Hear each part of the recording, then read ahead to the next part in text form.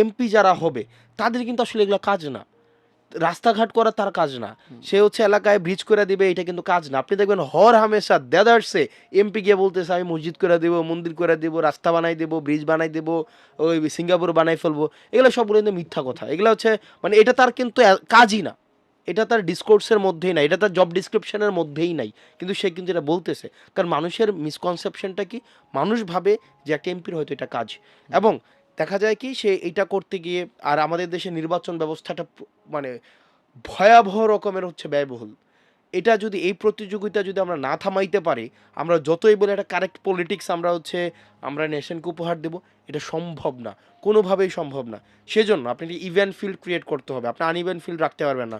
ফুয়াদ ভাই নির্বাচনে 40 কোটি টাকা খরচ করে, আমি সেখানে হচ্ছে 1 কোটি টাকা খরচ করতে পারবো না, যদি আমি মনে করি তখনই হচ্ছে আমি বিজনেসম্যানদের কাছে যাব।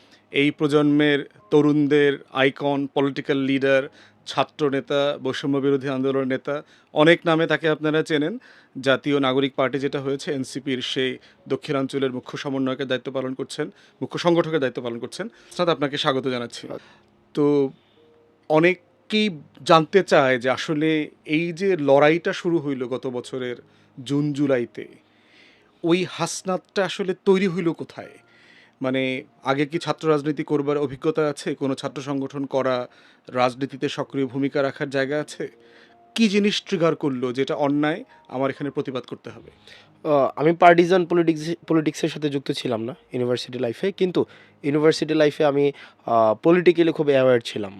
16 সালের লাস্ট উইকে আমি হচ্ছে ইউনিভার্সিটিতে আসি, হলে আসি। জানুয়ারির হচ্ছে 2 তারিখে আমি হলে উঠি। তো হলে ওঠার পরপরই হচ্ছে ইউনিভার্সিটির যেই এক ধরনের আহ, যে প্রচলিত যে রাজনীতি ছিল ছাত্রলীগের রাজনীতি, তো ছাত্রলীগের রাজনীতি গ্যাস্ট্রুম গণরুমের যে বিষয়টা ছিল, তো প্রথম দিনই হচ্ছে সেটার সাথে আমি ইন্ট্রোডিউস হই। এবং ওই দিন থেকেই আমি, অনেকেই হয়তো মনে করে যে আমার হয়তো একটা ছাত্রলীগের একটা 2টা পোস্টের কারণে যে ছাত্রলীগের একটা ব্যাকগ্রাউন্ড আছে, বাট আমি হলে বিজয় একাত্তর হলে ছিলাম, কিন্তু ছাত্রলীগের সাথে তখন বিরোধিতা করে আমি হলে ছিলাম। এবং তৎকালীন সময় আমরা দেখেছি যে রাজনৈতিক যে একটা আগ্রাসন, নিপীড়ন, সেটার বিরুদ্ধে আমি সবসময় ভোকাল ছিলাম। হলে দেখতাম শিক্ষার্থীদেরকে জোর করে বিভিন্ন পলিটিক্যাল প্রোগ্রাম নিয়ে যাওয়ার যে ব্যাপারটা ছাত্রলীগ করে আসতো, সিট দেওয়ার নাম করে ছাত্রদের, সাধারণ শিক্ষার্থীদেরকে যেভাবে হচ্ছে রাজনৈতিকভাবে একটা নিপীড়ন চালাতো, এবং হচ্ছে মত প্রকাশের স্বাধীনতাকে রুদ্ধ করা হতো। এবং দেখতাম যে ফেসবুকটাকেও নিয়ন্ত্রণ করতো ক্যাম্পাসের মধ্যে ছাত্রলীগ। এবং দেখা যেত কি ক্যাম্পাসের যত হচ্ছে সিস্টেমেটিক সিস্টেম ডেভেলপের যতগুলো আন্দোলন হয়েছে সবগুলাতেই আমরা দেখেছি হচ্ছে ছাত্রলীগ কীভাবে নির্যাতন করেছে। তো ওই জায়গা থেকে জানুয়ারি 2 তারিখ থেকে মূলত যে ছাত্রলীগের সাথে আমরা একটা ওপেন তাহলে বিষয়টা কি এরকম যে কনফ্রন্টেশনে আসলে যাই। ছাত্রলীগই ক্যাম্পাসে সবাইকে পলিটিক্যাল করে তোলে? ছাত্রলীগের সাথে যদি যাদের ওই সক্ষমতা থাকে নর্মালি, আসলে দেখা যায় যেহেতু বিশ্ববিদ্যালয়ের আমাদের স্ট্রাকচারটা হচ্ছে এমন, পাবলিক ইউনিভার্সিটিতে যারা হচ্ছে মিডল ক্লাস ব্যাকগ্রাউন্ডের স্টুডেন্ট আসে, সেক্ষেত্রে হলে থাকতে হয়, এই ধরনের একটা প্রবণতা আছে, বাইরে থাকাটা সবাই অ্যাফোর্ড করতে পারে না। তো সেই জায়গা থেকে যারা এই আর্থিক দীনতার ঊর্ধ্বে উঠতে পারে এবং হলে থাকাটাকে একদম প্রাধান্য না হয়, তখন ছাত্রলীগের সাথে একটা কনফ্রন্টেশনে যাওয়াটাকে অ্যাফোর্ড করতে পারে। তো জানুয়ারি থেকে দেখা যায় ছাত্রলীগের তৎকালীন সময় যিনি সভাপতি ছিলেন আমার হলের, আমি ফার্স্ট ইয়ার, উনিও মাস্টার্সের ছিলেন, তো সভাপতির সাথেই আমার সরাসরি হচ্ছে আমি মেধার আমার প্লেস ছিল ইউনিভার্সিটিতে, তো ভর্তি পরীক্ষাতে। তো তখন দেখা যায় আমি সিট পেয়ে যাই, কিন্তু আমাকে সিটটা দেয় না, হল ছাত্রলীগ সেই সিটটা নিয়ে যায়। কিন্তু আমার কথা হচ্ছে আমি সিট নিবই, এটা যেহেতু বিশ্ববিদ্যালয় প্রশাসন আমাকে মেধার ভিত্তিতে সিট দিয়েছে, এই সিট ছাত্রলীগ কোনোভাবেই নিতে পারে না। তখন আমি হল প্রভোস্টের সাথে, তৎকালীন সময় আমার যিনি হল প্রভোস্ট ছিলেন, দেখা যেত যে ফার্স্ট ইয়ার একটা ছেলে কখনোই এভাবে বড় ভাইরা যেটা বলতো সেটা শুনতো, কিন্তু আমি তখনই হচ্ছে এই ছাত্রলীগের ওই সভাপতির এগেনস্টে গিয়ে হল প্রভোস্টের মানে রুমের সামনেই বসে যাই যে আমাকে সিট না দিলে আমি এখান থেকে উঠবো না। তো তখন দেখা যায় ছাত্রলীগের সভাপতি আমাকে 11 তলার উপরে নিয়ে ঘাড়ে ধরে বলে যে তুই যদি আর হল প্রভোস্টের রুমে যাস তাহলে একদম ওখান থেকে ফালায় মেরে ফেলবো। তো দেখা গেছে কি ওই 11 থেকে তালা থেকে নিচে নেমে এসে আমি আবার প্রভোস্টের কাছে যাই, যে উনি আমাকে বলছে যে আপনি যদি আমার নিরাপত্তা না দিতে পারেন তাহলে আমি প্রেস কনফারেন্স করব। পরে স্যার হচ্ছে ওই সিটটা দিতে পারে নাই, কিন্তু আমাকে আবার সিট চেঞ্জ করে অন্য একটা সিটে দেয়। তো আসলে তৎকালীন বাস্তবতাটা এমনই ছিল। হয়তো আমার তখন ওই সিটটা আমার একটা ওকে ফাইন, এই সিট না পাইলেও আমি বাইরে থাকতে পারতাম, ওই অ্যাফোর্ড করতে পারতাম, বা আমার একটা ব্যাকগ্রাউন্ড ছিল। আমার কাছে মনে হয়েছে ছাত্রলীগের সাথে যদি আমি কনফ্রন্টেশনে যাই সেটা আমি অ্যাফোর্ড করতে পারবো। বাট বেশিরভাগ শিক্ষার্থীর এই বাস্তবতা থাকে না। তো দীর্ঘ সময় ক্যাম্পাস যেই গ্যাস্ট্রম গণরুমের বিরুদ্ধে যদি আমি সবসময় ভোকাল ছিলাম, সবসময় লেখালেখির মধ্য দিয়ে। আর আমি যেহেতু আমার হলে ডিবেটিং ক্লাবে ছিলাম, সেক্ষেত্রে সবসময় শিক্ষার্থীদের কথা বলার চেষ্টা করেছি। এবং তৎকালীন সময়ে যে বিশ্ববিদ্যালয়ে এন্টি এস্টাবলিশমেন্ট যেই রাজনৈতিক যেই ছাত্র সংগঠনগুলো ছিল, গণপরিষদ, কোটা সংস্কার আন্দোলনের মধ্য থেকে উঠে আসা, পরবর্তীতে ছাত্র শক্তি, সবার সাথে আমার একটা হৃদ্যতাপূর্ণ সম্পর্ক ছিল। প্রত্যেকটা আন্দোলনে, যতগুলো আন্দোলন হয়েছে বিশ্ববিদ্যালয়ে আমি থাকাকালীন সময়ে, রেজিস্টার বিল্ডিংয়ের আন্দোলন হয়েছে, নিরাপদ ক্যাম্পাস তুমি তো আন্দোলন মানে হয়েছে। লম্বা সময় ওখানে অনশন করছো রেজিস্টার হ্যাঁ, বিল্ডিং এর সামনে, রেজিস্টার বিল্ডিংয়ে প্রায় 2-3 সপ্তাহ। না, সেখানে হচ্ছে ১ মাস ব্যাপী হচ্ছে আন্দোলনটা ছিল, বাট লাস্ট ৩ দিন আমি হচ্ছে সেখানে হাঙ্গার স্ট্রাইকে যাই। ১ মাস ব্যাপী আমরা হচ্ছে ওইটা তো একই বছর না, ওটা সম্ভবত তুমি এটা ফোর্থ এটা ইয়ারে ২০০০, আমি তখন আমার অনার্সে লাস্ট ফাইনাল ইয়ার, ইয়ারে হ্যাঁ, ফাইনাল ইয়ারে। অনার্সের ফাইনাল ইয়ারে। তো এই যে একটা ধারাবাহিকভাবে ১৭ থেকে মানে যতগুলো আন্দোলন হয়েছে, আমি এই ইউনিভার্সিটিতে সে বড় পরিসর আন্দোলন পেয়েছিলাম ২০১৮-তে, কোটা সংস্কার কোটা আন্দোলন। সংস্কার আন্দোলন। সেখানে আমি হচ্ছে আহত হয়েছিলাম, আমাকে পুলিশ ধরেও নিয়ে যায়। তার মানে হচ্ছে ব্যাপারটা ছিল আমি কোনো একটা রাজনৈতিক দলের ছিলাম না, কিন্তু আওয়ামী এবং হচ্ছে ছাত্রলীগ বিরোধী যা ক্যাম্পাসে আন্দোলন হয়েছে সেগুলোর সাথে আমার সরাসরি সম্পৃক্ততা ২০১৭ সাল থেকেই ছিল। ছাত্রলীগের এই কর্মকাণ্ড কিন্তু ধরো আমরা যখন ক্যাম্পাসে ঢুকছি সেই ৯৯ সালে, ৯৮-৯৯ সেশনে ক্যাম্পাসে ঢুকছি, তখন আওয়ামী লীগ ক্ষমতায়। তো সেই জায়গাতেও আমরা দেখেছি যে ৯টার সময় কলাপসেবল গেট হলে লাগায় সব ফার্স্ট ইয়ারকে ডাকে। আমি যদি হলে থাকতাম না, তো ফার্স্ট ইয়ারদেরকে ডেকে মিছিলে নিয়ে যাবে, 10টার মিছিল। তো এই যে মানে একটা প্রভুত্ব কায়েম করবার কালচার, এটার দুইটা রিয়াকশন আমরা দেখেছি। একটা হচ্ছে অধিকাংশ ছাত্রছাত্রীরা এটার সাথে সমন্বয় করে নেয়, অ্যাডজাস্ট করে নেয়। সে মিছিলে যায়, ক্যান্টিনে, মধুর ক্যান্টিনে গিয়ে মিছিল শেষ করে এরপরে যার যার ক্লাসে অথবা ইয়েতে লাইব্রেরিতে চলে যায়। কিন্তু প্রতিবাদ তো খুব বেশি ছেলেমেয়েরা করে না। তাহলে তোমার জায়গা থেকে তুমি এই অধিকাংশ থেকে আলাদা হয়ে প্রতিবাদ করবার এনার্জিটা কোথায় পাইলা? আসলে কি মানে এই যে দাসত্ব মেনে নেওয়া বা কারোর অধীনে থাকার যে বিষয়টা, এই বিষয়টা আমি এখনো পর্যন্ত এটাকে আমার কাছে যেটা মনে হয় যে এটা সত্য। এটা আমি বিশ্বাস করি যে সাদা এবং কালোর মধ্যে কোনো গ্রে লাইন নাই। আইদার হোয়াইট অর ব্ল্যাক, মানে 0 অর 1, মাঝে কোনো গ্রে লাইন নাই। মানে এখানে কি তোমার ফ্যামিলির কোনো ইনফ্লুয়েন্স দেখো, যে তোমার ফ্যামিলির একটা ভ্যালু সিস্টেম ছিল, অথবা তোমার ফ্যামিলিতে কেউ সিরিয়াস আইডিওলজিক্যাল পলিটিক্স করেছে, ছোটোবেলা থেকে তুমি ফিল করছো দিস ইজ রাইট এবং রং, এটা দেখে তোমার পরিবার অথবা তোমার চারপাশ তোমাকে ইনফ্লুয়েন্স করেছে, এরকম কোনো কিছু? সেটা হচ্ছে আমার মা খুব স্ট্রেইট ফরওয়ার্ড মানুষ। মা স্ট্রেইট ফরওয়ার্ড। আমার দাদা, আমি আমার ছোটোবেলা থেকে দেখতাম, আমি শহরে বড় হয়েছি কিন্তু গ্রামে যখন যেতাম ঈদে, তখন দেখতাম আমাদের উঠানে হচ্ছে আমাদের এক প্রায় এই যে যেটাকে আমরা গ্রামের ভাষায় মেল বলতো, মেল, ওই যে সালিশ, যেটা সালিশ হইতো আমাদের উঠানে। তো আমার মা চাচিদেরকে দেখতাম সারা রাত ব্যাপী হচ্ছে চা বানাইতো, হচ্ছে দিত। আমি হয়তো ওই ডিসকোর্সটা বুঝতাম না, কিন্তু ফিল করতাম যে আমার দাদা এখানে একটা জাজমেন্ট দিচ্ছে। এটা এটা আমি ছোটোবেলা থেকে এটা দেখতাম। তো এবং আমার মা মানে সিরিয়াস মাত্রায় স্ট্রেট ফরওয়ার্ড। মানে উনার এটাতে কি হইছে না হইছে এটা মুখ্য না, যেটা সত্য সেটা বলবে। এটার একটা প্রভাব হয়তো আছে। আহ, আবার হচ্ছে কি ওই আমার কাছে ছোটোবেলা থেকে মনে হতো যে আপনার দিন শেষে আপনার যদি আপনি যদি আপনার উদ্দেশ্য সঠিক থাকে এবং আপনার কর্মপন্থাটা যদি সঠিক হয়, সেক্ষেত্রে আপনার বেটার আউটকাম অবশ্যই আসবে। আর সবসময় মনে হতো যে একটা কম্প্রোমাইজ করে চলার যেই ব্যাপারটা থাকে, এটার আউটকাম দিন শেষে কখনোই পার্মানেন্টলি কখনো ভালো হয় না। তো সেই জায়গা থেকে আমার বন্ধু সার্কেলটা ছিল একটা আমাদের বন্ধু সার্কেলের একটা প্রভাব ছিল। আমি ডিবেট করতাম একদম স্কুল লাইফ থেকে, 5 থেকে আমার ডিবেট করা শুরু হয়েছে, পুরো স্কুল লাইফ ডিবেট করেছি। তো দেখা যেত কি নর্মালি ডিবেট যারা করে তাদের মধ্যে একটা জেতার প্রবণতা থাকে, যে আমি এখান থেকে এই মোশনটাকে বের করে নিয়ে আসবো সেটা তো রুমের মধ্যে, রুমের মধ্যে। বিতর্ক তো আমরাও করেছি আর কি, না স্ক্রিনে, স্টুডিওতে জেতার প্রবণতা, আর মেসির মতো করে রাস্তায় খেলা। না, এটা এটা এটা এটা হচ্ছে এই যে আপনার চিন্তাটা একটা সময় কথায় পরিবর্তন হয়, কথাটা একটা সময় কর্মে পরিবর্তন হয়। তো এটা যে আবার আমি এই সার্কেলগুলো মেনটেন করতাম। এই যে সার্কেলগুলো হচ্ছে দেখতাম যে সবাই হচ্ছে কি একটা কজের প্রতি খুবই সবাই কমিটেড। তো এই জিনিসটা প্রভাবিত করেছে যে ছোট ছোট প্রাপ্তির জন্য, মানে আমার ছোট ইনস্ট্যান্ট প্রাপ্তির জন্য আমার হচ্ছে আমি ব্যক্তিত্বকে বিসর্জন দেওয়ার যে একটা প্রতিযোগিতা এই আমাদের পোস্ট আইডিওলজিক্যাল এই ওয়ার্ল্ডে বা আমাদের এই মডার্ন ওয়ার্ল্ডে, এটা থেকে আসলে মনে হয়েছে বের হয়ে আসার একটা সাহস আমরা দেখাতে পেরেছিলাম তখন। তৎকালীন সময় যেই তরুণ একটা শ্রেণী গড়ে উঠেছিল, যে প্রাপ্তির মহরতে যে সবসময় একটা প্রতিযোগিতা, সেটা থেকে আমরা ঊর্ধ্বে আমার কাছে মনে হয়েছে আসতে পেরেছি। এবং আরেকটা বিষয়, আপনি এখন যাদেরকে আপনি ফ্রন্টলাইনার্স দেখেন বা কথা বলছে, মিডিয়াতে কথা বলছে আমাদের ব্যাচের, আমরা এমন না যে 2024-এ আমরা হচ্ছে আমরা কানেক্টেড না, আমরা অনেক আগে থেকে কানেক্টেড, 2017-16 থেকে। যেমন আমি যদি আমাদের পার্টির কথাই বলি, যেমন নাহিদ, আসিফ, আমি, আসিফ তো এখন হচ্ছে উপদেষ্টা, তারপর হচ্ছে আপনি সাইদ আবদুল্লাহকে নিশ্চয়ই চিনেন, সাইদ আবদুল্লাহ, তারপর হচ্ছে আমাদের হাসিনা যেটা বলছে তোমরা অনেক অনেক দিন থেকে ষড়যন্ত্র করছো তাকে না উৎখাতের না জন্য। ষড়যন্ত্র না। আমরা ব্যাপারটা হতো কি, যে ক্যাম্পাসে একটা মানে একটা আন্দোলন হতো, এটা শিক্ষার্থীদের পক্ষের আন্দোলন, যেটা হচ্ছে এই ছাত্রলীগের এগেনস্টে আন্দোলন। আমরা কোনো না কোনোভাবে একসাথে মিলিত হয়ে যেতাম। মানে ওইটাই কি ট্রিগার পয়েন্ট? ধরো তুমি ছাত্র রাজনীতি করো নাই অথবা ছাত্র শক্তির কোনো কমিটিতে সম্ভবত তুমি না না, আমি ছিল কোনো না, কমিটিতে ছিলাম কিন্তু না। কোটা বিরোধী আন্দোলনে আবার তুমি যোগ দিলা কি এই অ্যাসোসিয়েশন, এই বন্ধু বান্ধব থাকার একটা ব্যাপার কাজ করেছে? এক্স্যাক্টলি আমরা দেখতাম যে এই মানে একটা যেটা রাইট কজের যে আন্দোলনগুলো হতো, সেখানে আমরা যদিও দেখা যেত এই আন্দোলনের পর আবার 6 মাস কারোর সাথে কারো যোগাযোগ নেই, হঠাৎ একসাথে হয়ে যেতাম। যেমন সাইদ আবদুল্লাহকে মোটামুটি সবাই চিনে এখন, সাইদ আবদুল্লাহ, সার্জিসে যদিও আমাদের সার্জিস সায়েন্স ফ্যাকাল্টিতে ছিল, আমি আর্টস ফ্যাকাল্টিতে ছিলাম, আমাদের আসলে মিউচুয়াল একসাথে হওয়ার কোনো গ্রাউন্ড ছিল না ডিবেটিং ক্লাব ছাড়া, কিন্তু আমরা দেখা যেত আন্দোলনগুলোতে একসাথে হয়ে যেতাম।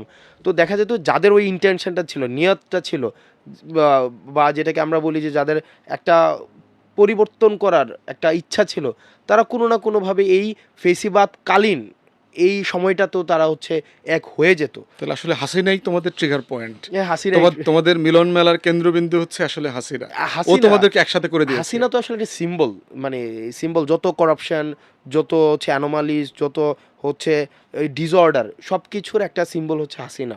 হাসনাত, গত বছরের ঠিক মে জুনে তো আন্দোলনটা ট্রিগার করলো, আর তুমি তো ছাত্র রাজনীতিও করো না এর আগে, তাহলে এই আন্দোলনটা কিভাবে শুরু হইলো এবং সেটার সাথে তুমি কিভাবে যুক্ত হইলা?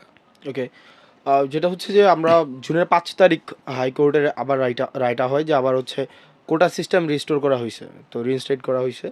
তো আমি তখন বনশ্রীতে থাকি রেগুলার, এটা সম্ভবত 18-র প্রজ্ঞাপনটাকে চ্যালেঞ্জ 18 করে প্রোগ্রামটাকে চ্যালেঞ্জ ওই করছিল চেতনাধারী কেউ একজন সম্ভবত রিড করে আবার। এক্স্যাক্টলি।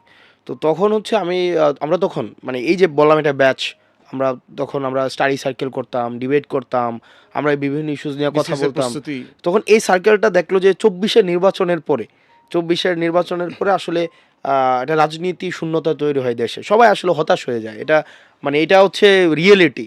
তখন দেখা যায় 24-এর 7 জানুয়ারি যে নির্বাচনটা হয়, যে আনচ্যালেঞ্জড, মানে আনক্রিটিক্যালি হচ্ছে হাসিনা হচ্ছে এখান থেকে বের হয়ে আসে, যেটা তখন আসলে রাজনীতি সচেতন যে প্রজন্মটা, সেটা হতাশ হয়ে যায়। তো তখন সবাই কেরিয়ার দিকে যায়, আমি ছাত্রদলের অনেককে দেখেছি তখন বিদেশে কিভাবে কেরিয়ার করা যায়, বা আমাদের নিজেদের মধ্যে অনেকে ছোট ছোট বিজনেস করার একটা প্রবণতা।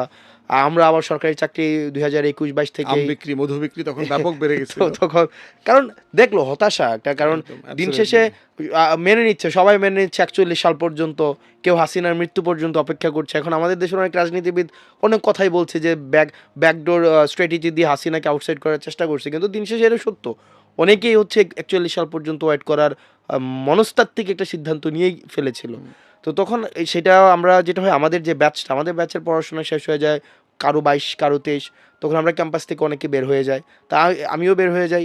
তো তখন আমি বিসিএসের প্রস্তুতি নিচ্ছিলাম, আর নাহিদ কিছু একটা গুছানোর চেষ্টা করছে, আসিফ নিজের একটা লেখালেখির জায়গা বা একটা পত্রিকা দাঁড় করানোর চেষ্টা করছে, সাথে সাথে অ্যাক্টিভিজম তো আছেই।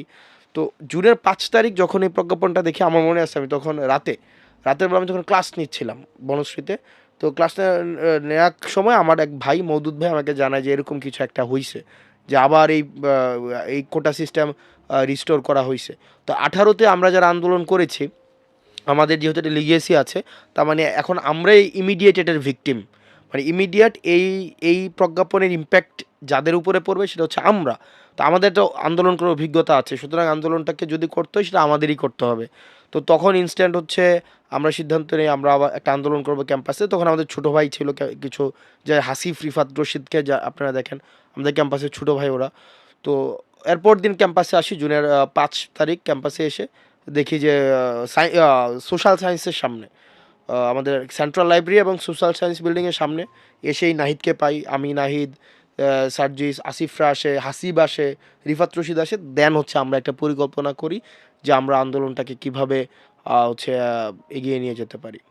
কিন্তু এর আগে কি মামলা নিয়ে, মামলা চলাকালীন অবস্থা কি কোনো প্রতিবাদ শুরু হয়েছিল, যে এই মামলাটা দিয়ে 18-র কোটা বৈষম্যটাকে আবার ফেরায় নিয়ে আসার চেষ্টা করা হচ্ছে? না এটা এর আগে কোনো কিছু না, হয়নি, এটা কোনো প্রতিবাদ এটা হয়নি? Already certain. আমরা যখন 18-তে যখন এই ঘটনাটা হয় তখনই হচ্ছে এটার হয়তো রিড করা হয়, কিন্তু এটার মানে মানে 5 তারিখের আগ 5 পর্যন্ত তারিখের এর আগ মধ্যে পর্যন্ত নড়াচড়া ছিল এটা না। নিয়ে কোনো নড়াচড়া ছিল না। এটা হঠাৎ করে হচ্ছে এটা সামনে নিয়ে আসা হয়। এটা নিয়ে আসা হয় তখন মনে হয় আমরা যতটা বেইজিং শুনেছিলাম। থেকে, বেইজিং এর সফরটা হইলো, হাসিনা হ্যাঁ, ডিজাস্টার বেইজিং হয়, এর সফরটা তারপরে হচ্ছে আনএক্সপেক্টেড ছিল। ইন্ডিয়া থেকে খালি হাতে আসছে মোটামুটি, আসছে সবকিছু দিয়া টিয়া আসছে, এবং তখন কিন্তু মানে পলিটিক্যাল পার্টিগুলোর ভিতরে একটা সন্দেহ সংশয় ছিল আর কি, এক্স্যাক্টলি, যে সরকারই কি আসলে মানে রাজপথকে উত্তাল করতে চাচ্ছে কিনা চাচ্ছে কিনা ওইখান এক্স্যাক্টলি। থেকে ডাইভার্সনের জন্য। এবং হ্যাঁ, মানে তখন তো আমরাও কিন্তু তখন এটা অনেক অনেক না, স্কেপটিক্যালি আপনারা অনেকে দেখেছি, এটাকে হচ্ছে স্কেপটিক্যাল ছিলাম যে, এক্স্যাক্টলি, কারণ যেহেতু হাসিনা বারবারই কাজগুলো করেছে, আসলে এরকম কিনা। ডেফিনেটলি তখন হচ্ছে আমরা যেমন ওই তখনকার সময় যে ভারত ইস্যুটাকে আমরা কি ডাইভার্ট করার জন্য এটা কি কোনো পলিসিটাকে কুক করে দিয়েছে হাসিনা কিনা, এই ধরনের এবং শাহবাগে কথাও জমায়েত কিন্তু হতে দিচ্ছে, প্রতিবাদ জি, করতে দিচ্ছে। নর্মালি তো পুলিশ কাউকে অ্যালাউ করে না অ্যালাউ মিছিল করে মিটিং। না এক্স্যাক্টলি। দ্বিতীয় যেটা তোমাদের আন্দোলনে আমার আমার চোখে পড়েছে সেটা হচ্ছে যে মিডিয়াকে কন্ট্রোল করবার যে কালচারটা আমরা দেখেছি, তোমাদের আন্দোলনে কিন্তু সরকার মিডিয়াকে তখন কন্ট্রোল করে নাই, ব্রেকিং নিউজ আকারে গেছে এটা। নট এক্স্যাক্টলি, এটা হচ্ছে কি শুরুর দিকের কথা বলছি আর পার্শিয়ালি, কি। হ্যাঁ, এটা কারণ এটা তো জনদাবি ছিল তো। আর না, হচ্ছে তখন যে সন্দেহটা আমাদের মাথায় হ্যাঁ, আসছে যে সরকার চাচ্ছে কিনা, কারণ নর্মালি তো ধরো বড় বড় বিএনপির সমাবেশও কমপ্লিটলি ব্ল্যাক আউট করে দেয় যে তেমন কিছু হয় না, একটা ছোট্ট প্রোগ্রামাদি হয়েছে আর কি, এরকম। জনদাবি ছিল সেই জায়গা থেকে আসলে। আর তখন ওই সময়টা পর্যন্ত মোটামুটি যে মেইন স্ট্রিম মিডিয়া থেকে মাইক্রো মিডিয়ার একটা প্রভাব তো অবশ্যই তখন, সিটিজেন জার্নালিজম যেটাকে, সিটিজেন জার্নালিজম, এটা এটা বেড়ে যায়। তখন ওই আমরাও মেইন স্ট্রিম মিডিয়া দেখাতে পারতাম, সেটা করতে পারতাম, মানে 5ই আগস্ট দিন পর্যন্ত। কমায় ফেলতে পারতা কিনা, ধরো কৌশলগতভাবে চিন্তা করলে এটা 36 দিন না 16 দিনে হয়ে যেতে পারতো, এরকম কখনো নো, আসছে মাথায়? নট এক্স্যাক্টলি, এটা এটা এটা এভাবে করা যেত না। তাহলে যদি এটাকে আমরা যদি এটাকে স্বতঃস্ফূর্ত অংশগ্রহণের এই ডোরটা ওপেন না রাখতাম, আমরা যদি হ্রাস করতাম, তাহলে অন্যান্য যে আন্দোলনগুলোকে যেভাবে আওয়ামী লীগ দমন করেছে সরকার বিরোধী একটা তকমা দিয়ে, এটাকেও এভাবে হচ্ছে দমন করার একটা আরেকটা ব্যর্থতায় পর্যবেসিত একটা আন্দোলনের কিন্তু মতো পুরো হতো। প্রসেসটাকে তোমরা অর্গানিক ফিল করছো, একটা অর্গানিক ফিল করছি। এটার ভিতরে কোনো ইয়ে নাই, মানে কোনো গ্রাফে ফেড আউট করেছে এরকম মনে হচ্ছে না, হচ্ছে না এখন? এটা এটা এটা এটা এটা গ্র্যাজুয়াল, এটা এসকেলেশন হয়েছে। এবং এটা হচ্ছে যেভাবে আহ, আমার কাছে মনে হয় এই 36 দিন নিয়ে আসলে নিজের চিন্তাকে রিভাইজ করার আসলে কোনো মানে স্কোপ নাই। বরং 5ই আগস্টের পরের অনেক কিছু নিয়ে মন্তব্য করার জায়গা আছে। রাইট। 5ই আগস্টের ঘটনা, 5 থেকে 8-এর যে সময়টা, হাসিনা পালায়ে চলে গেল, দেশে কোনো সরকার নাই, সব কিছু এলোমেলো হয়ে গেছে, পুলিশ প্রশাসন, law enforcement agencies broken down হয়ে গেছে, এবং সরকার গঠন হবে কি হবে না, এটা নিয়ে অনেক কথা আছে। কে প্রধান উপদেষ্টা হবেন কি হবেন না, কোথায় আলোচনা হচ্ছে, কে সিদ্ধান্ত নিয়েছে। এখন এটা অনেকেরই প্রশ্ন যে কেন প্রফেসর ইউনূস, তোমরা কিভাবে এই সিদ্ধান্ত নিলা? যে অনেকেই বলে তোমরা চাপায়া দিছো সবার উপরে যে প্রফেসর ইউনূস প্রধান উপদেষ্টা হবে। এটা নিয়ে তোমাদের অভিমত কি? এখানে কিছু কিছু বিষয়ে হচ্ছে আমি আমি ব্যক্তিগত জায়গা থেকে পরবর্তীতে বলবো, কিন্তু কিছু কিছু জায়গা যেগুলো, যেমন ডক্টর মোহাম্মদ ইউনূস, এক্ষেত্রে আসলে ওই সময় দ্বিতীয় কোনো ব্যক্তি যাকে nation wide and internationally accept করবে, এই ফিগার আমাদের নাই আনফর্চুনেটলি। যে সেকেন্ড একটা অপশন যেখানে ওনার এই ইন্টারন্যাশনাল অ্যাকসেপ্টেন্স এবং ন্যাশনাল অ্যাকসেপ্টেন্স আছে, আপনার ডক্টর মোহাম্মদ ইউনূসের সমপর্যায়ে ওইটা কিন্তু ছিল না। আর ওনার যেহেতু এটা পলিটিক্যাল একটা একটা জার্নি আছে, একটা ছোট বা বড় পরিসরের একটা জার্নি আছে। উনি এই সরকারের হচ্ছে যাদেরকে টার্গেট করে হচ্ছে যাদের উপরে একটা নিপীড়ন চালিয়েছে ডক্টর মোহাম্মদ ইউনূস তাদের মধ্যে অন্যতম। উনার ওই এক্সপোজারটা আছে। তো সেই জায়গা থেকে আমাদের কাছে মনে হয়েছে ডক্টর মোহাম্মদ ইউনূস ওই সময় একটা বেস্ট অপশন। একটা বিষয় আলোচনাতে বারবার আসে, সেটা হচ্ছে যে ৮ তারিখে জাতীয় সরকার হওয়ার দরকার ছিল। যে সব রাজনৈতিক দল ফ্যাসিবাদ বিরোধী আন্দোলনে যারা ছিলেন, প্রফেসর ইউনূসকে সামনে রেখেই একটা জাতীয় সরকার হলে আজকে আমরা যে সংকটগুলো, যে প্রশ্নগুলো, তোমার গত সপ্তাহের ক্যাম্পেইনটাও আমরা আনবো একটু পরে, যে এটা রিজলভ হয়ে যাইতো। তোমরা কি এটা বোধ করো? ডেফিনেটলি বোধ করি। তাহলে এবং সেখানে তোমাদের লিডারশিপের ফেইলিউরটা এবং কোথায়? এবং ওই সময় কেন হইল না, এটা কিভাবে হইতে কারণ পারতো? দিন শেষে তো তোমাদের কালেকটিভ লিডারশিপই তো এটা এক্স্যাক্টলি, হয়েছে। এক্স্যাক্টলি। তো এটা কি তোমাদের ফেইলিউর কিনা? না, ডেফিনেটলি এটাকে আরো সুসংহত করা যেত। এই সরকার গঠন প্রক্রিয়াটাকে আরো বেশি অন্তর্ভুক্তিমূলক করা যেত। এবং এটাকে হচ্ছে আমরা এখন যেই উত্তরগুলো পাওয়ার কথা ছিল, এখন দেখা যাচ্ছে যে এই সিচুয়েশনটা is generating more confusion and question, not answer. তো আমরা আসলে এটা আমাদের ফেলিওর আছে, এবং কাদের কাদের ফেলিওর আছে, কেন হয় না, এই বিষয়গুলো আসলে হিস্ট্রি।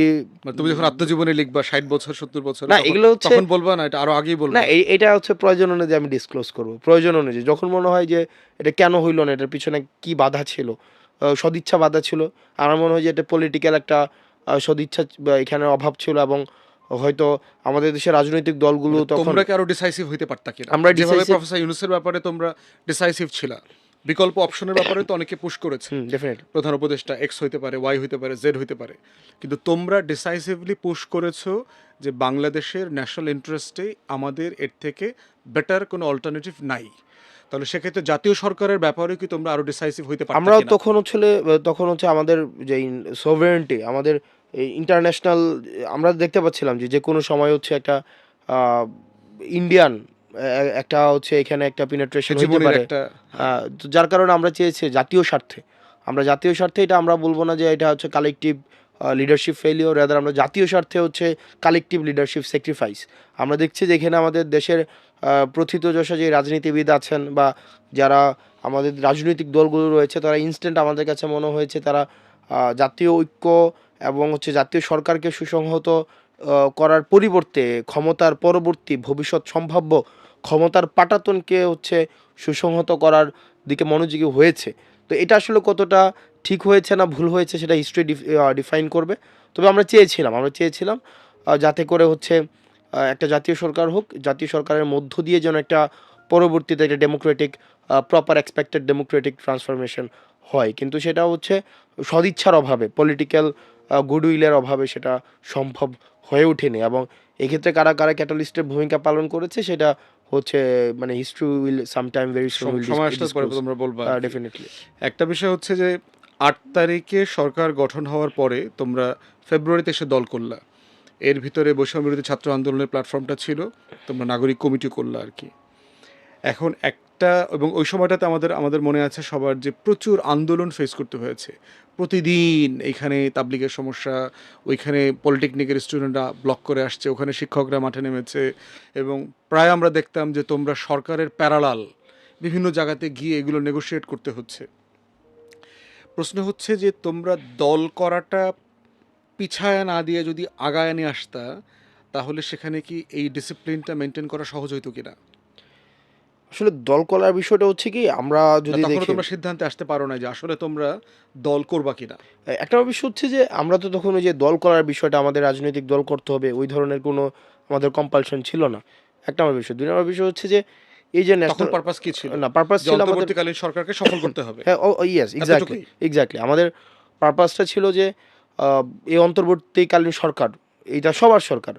আমরা যেহেতু দীর্ঘ দেড় দশকের বেশি সময় ধরে ফেসিবাদ বিরোধী রাজনৈতিক দলগুলো একটা পলিটিক্যাল একটা অপারেশনের মধ্য দিয়ে গিয়েছে, তো তাদের একটা হচ্ছে সরকারও এটা অন্তর্বর্তীকালীন সরকার। আমরা চেয়েছি মানে যেভাবেই হোক এই অন্তর্বর্তীকালীন সরকারটা যেন হচ্ছে আপনার সাকসেসফুল হয়, এটা যেন সাকসেসফুল হয়।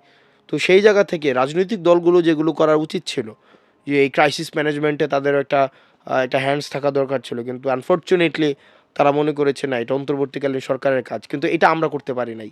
মানে এই জায়গাটাতে আসলে আমরা ওভাবে ডিজন করতে পারি নাই যে না এটা অন্তর্বর্তীকালীন সরকারের কাজ, এটা ওদের ওদের বিজনেস, এখানে মানে এটা আমাদের কোনো বিজনেস না, এইটা আমরা করতে পারি নাই।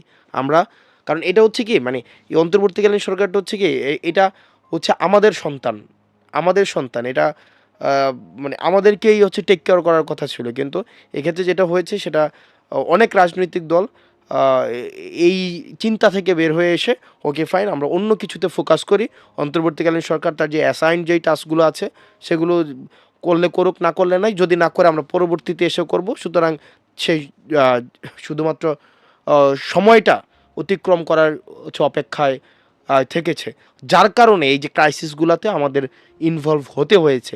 আপনি দেখবেন ক্রাইসিসে যদি আমরা ইনভলভ হতাম তখন বলা হয়তো ওরা কারা ইনভলভ হওয়ার, আর যদি না হইতাম বলতো যে কি যে এরা ঝামেলা হইতেছে না লাগায় কেন, এখন পালায় চলে হ্যাঁ গেছে। এরা এরা কেন ইনভলভ হইতেছে না। তো এই যে একটা এইখানে একটা প্রত্যাশার যে প্রবলেমেটিক, সংকট, প্রত্যাশার প্রত্যাশার সংকট। একটা সংকট, এবং জাতি হিসাবে রাজনৈতিক দলটা ডিসাইড করতে পারে নাই যে আসলে আমাদের রুলটা কি হওয়া উচিত, এবং আমাদের ওই স্পেসটা করে দিতে পারে নাই। আমাদেরকে যদি স্পেসটা করে দিতে পারে নাই, সেজন্য আমাদের কাছে মনে হয়েছে যে একটা পলিটিক্যাল, আপনি পলিটিক্যাল ইস্যুস ডিল করার জন্য আপনি এটা পলিটিক্যাল ফোর্স হিসাবে আপনাকে মাঠে থাকা উচিত।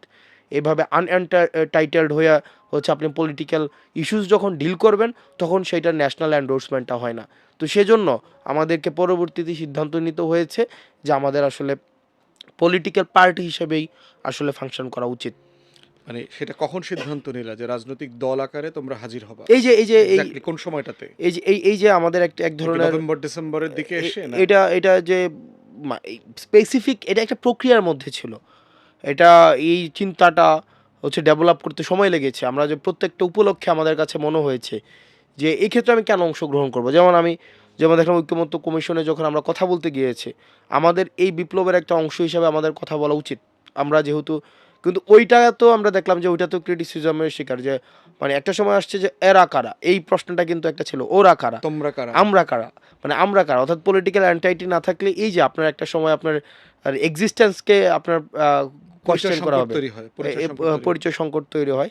তো সেক্ষেত্রে এটা আমার মনে হয় যে আরও বেশি রাজনৈতিকভাবে উদার হতে পারতো, এবং এই যে আমাদের বিপ্লবের যে ফোর্সটাকে, বিপ্লবকে সুসংহত করার জন্য এই বিপ্লবের এই ফোর্সটাকে অ্যাকোমোডেট করা আমাদের পলিটিক্যাল যে দলগুলো রয়েছে তাদের উচিত ছিল। সেই জায়গায় আমরা মনে হয়েছে তারা একটা তারা হচ্ছে পরবর্তীতে হয়তো একটা ক্রাইসিস ফিল করেছে, যে আপনি পরবর্তীতে ক্ষমতায় আসার পরে আপনি রাজনীতি করবেন যেই যে ম্যান্ডেট নিয়ে, এগুলো যদি এই অন্তর্বর্তীকালীন সরকার এবং এই বিপ্লবের এই ফোর্সই করে ফেলে, তাহলে তো পরবর্তীতে আপনার ক্ষমতায় এসে রাজনীতি করার ওই ম্যান্ডেটগুলো আর থাকছে না। তো আমার কাছে মনে হচ্ছে আমাদের দেশের অধিকাংশ রাজনৈতিক দল হয়তো এটা মনে করেছে যে আমরা ক্ষমতায় গিয়ে যা করব তা যদি এই অন্তর্বর্তীকালীন সরকারই করে ফেলে, তাইলে আমাদের আর করার কি আছে। তো সেই জন্য আমরা আহ, একটা নিউট্রাল একটা অবস্থান হয়তো নেওয়ার কারণে তখন আমাদের এই রাজনৈতিক দলটা আমাদের করতে হয়েছে। পিছনে ফিরে তাকালে মানে বৈষম্য বিরোধী ছাত্র আন্দোলন আকারে তোমাদের যে রোলটা ছিল আগস্টের পর থেকে, সেইটাকে কি তুমি ক্রিটিক্যালি দেখো কোনোভাবে যে তোমরা মানে যা করা দরকার ছিল, অথবা এটা না করলেই ভালো হতো, এটা আমাদের এখতিয়ারভুক্ত ছিল না, অথবা দলটা করাটা আগায় নিয়ে আসা প্রয়োজন ছিল? কারণ আগস্ট সেপ্টেম্বরে তোমাদের যে ব্যাপারে যেই মানে পাহাড় সমান সমর্থন ভালোবাসা, সেটা তো গ্র্যাজুয়ালি ফেড আউট করেছে, এটা ন্যাচারাল, এটা করে। তো ওইটা কি তোমরা ফিল করো যে আগস্ট থেকে ফেব্রুয়ারিকে তুমি ক্রিটিক্যালি দেখো? ডেফিনেটলি ক্রিটিক্যালি দেখা, রিএসেস করা আমাদের অ্যাক্টিভিটি, এটা আমরা প্রতিনিয়ত করি যে আমরা কি করা উচিত ছিল, কি করতে পারতাম, এই স্টেপ নেওয়ার পরবর্তীতে আউটকাম কি হয়েছে, আমাদের অবজেক্টিভ কি, এটা নিয়ে আমরা নিজেদের মধ্যে রিএসেস করা হয়। তো সেই জায়গা থেকে আসলে বৈষম্যবিরোধী ছাত্র আন্দোলন হচ্ছে এখানে অনেক কিছুই, আমরা জুন থেকে জুলাই পর্যন্ত, জুন জুলাই আগস্ট অনেক কিছুই করতে হচ্ছে, যেটাকে আপনি কোনো নিয়ম নীতির মধ্যে নিয়ে আসতে পারবেন না। সমস্যাটা হচ্ছে অগাস্টের পরে আমরা এটাকে একদম নিয়মের মধ্যে নিয়ে আসতে চাইছি। আপনি বিপ্লব তো আসলে নিয়ম মেনে মেনে হয় না।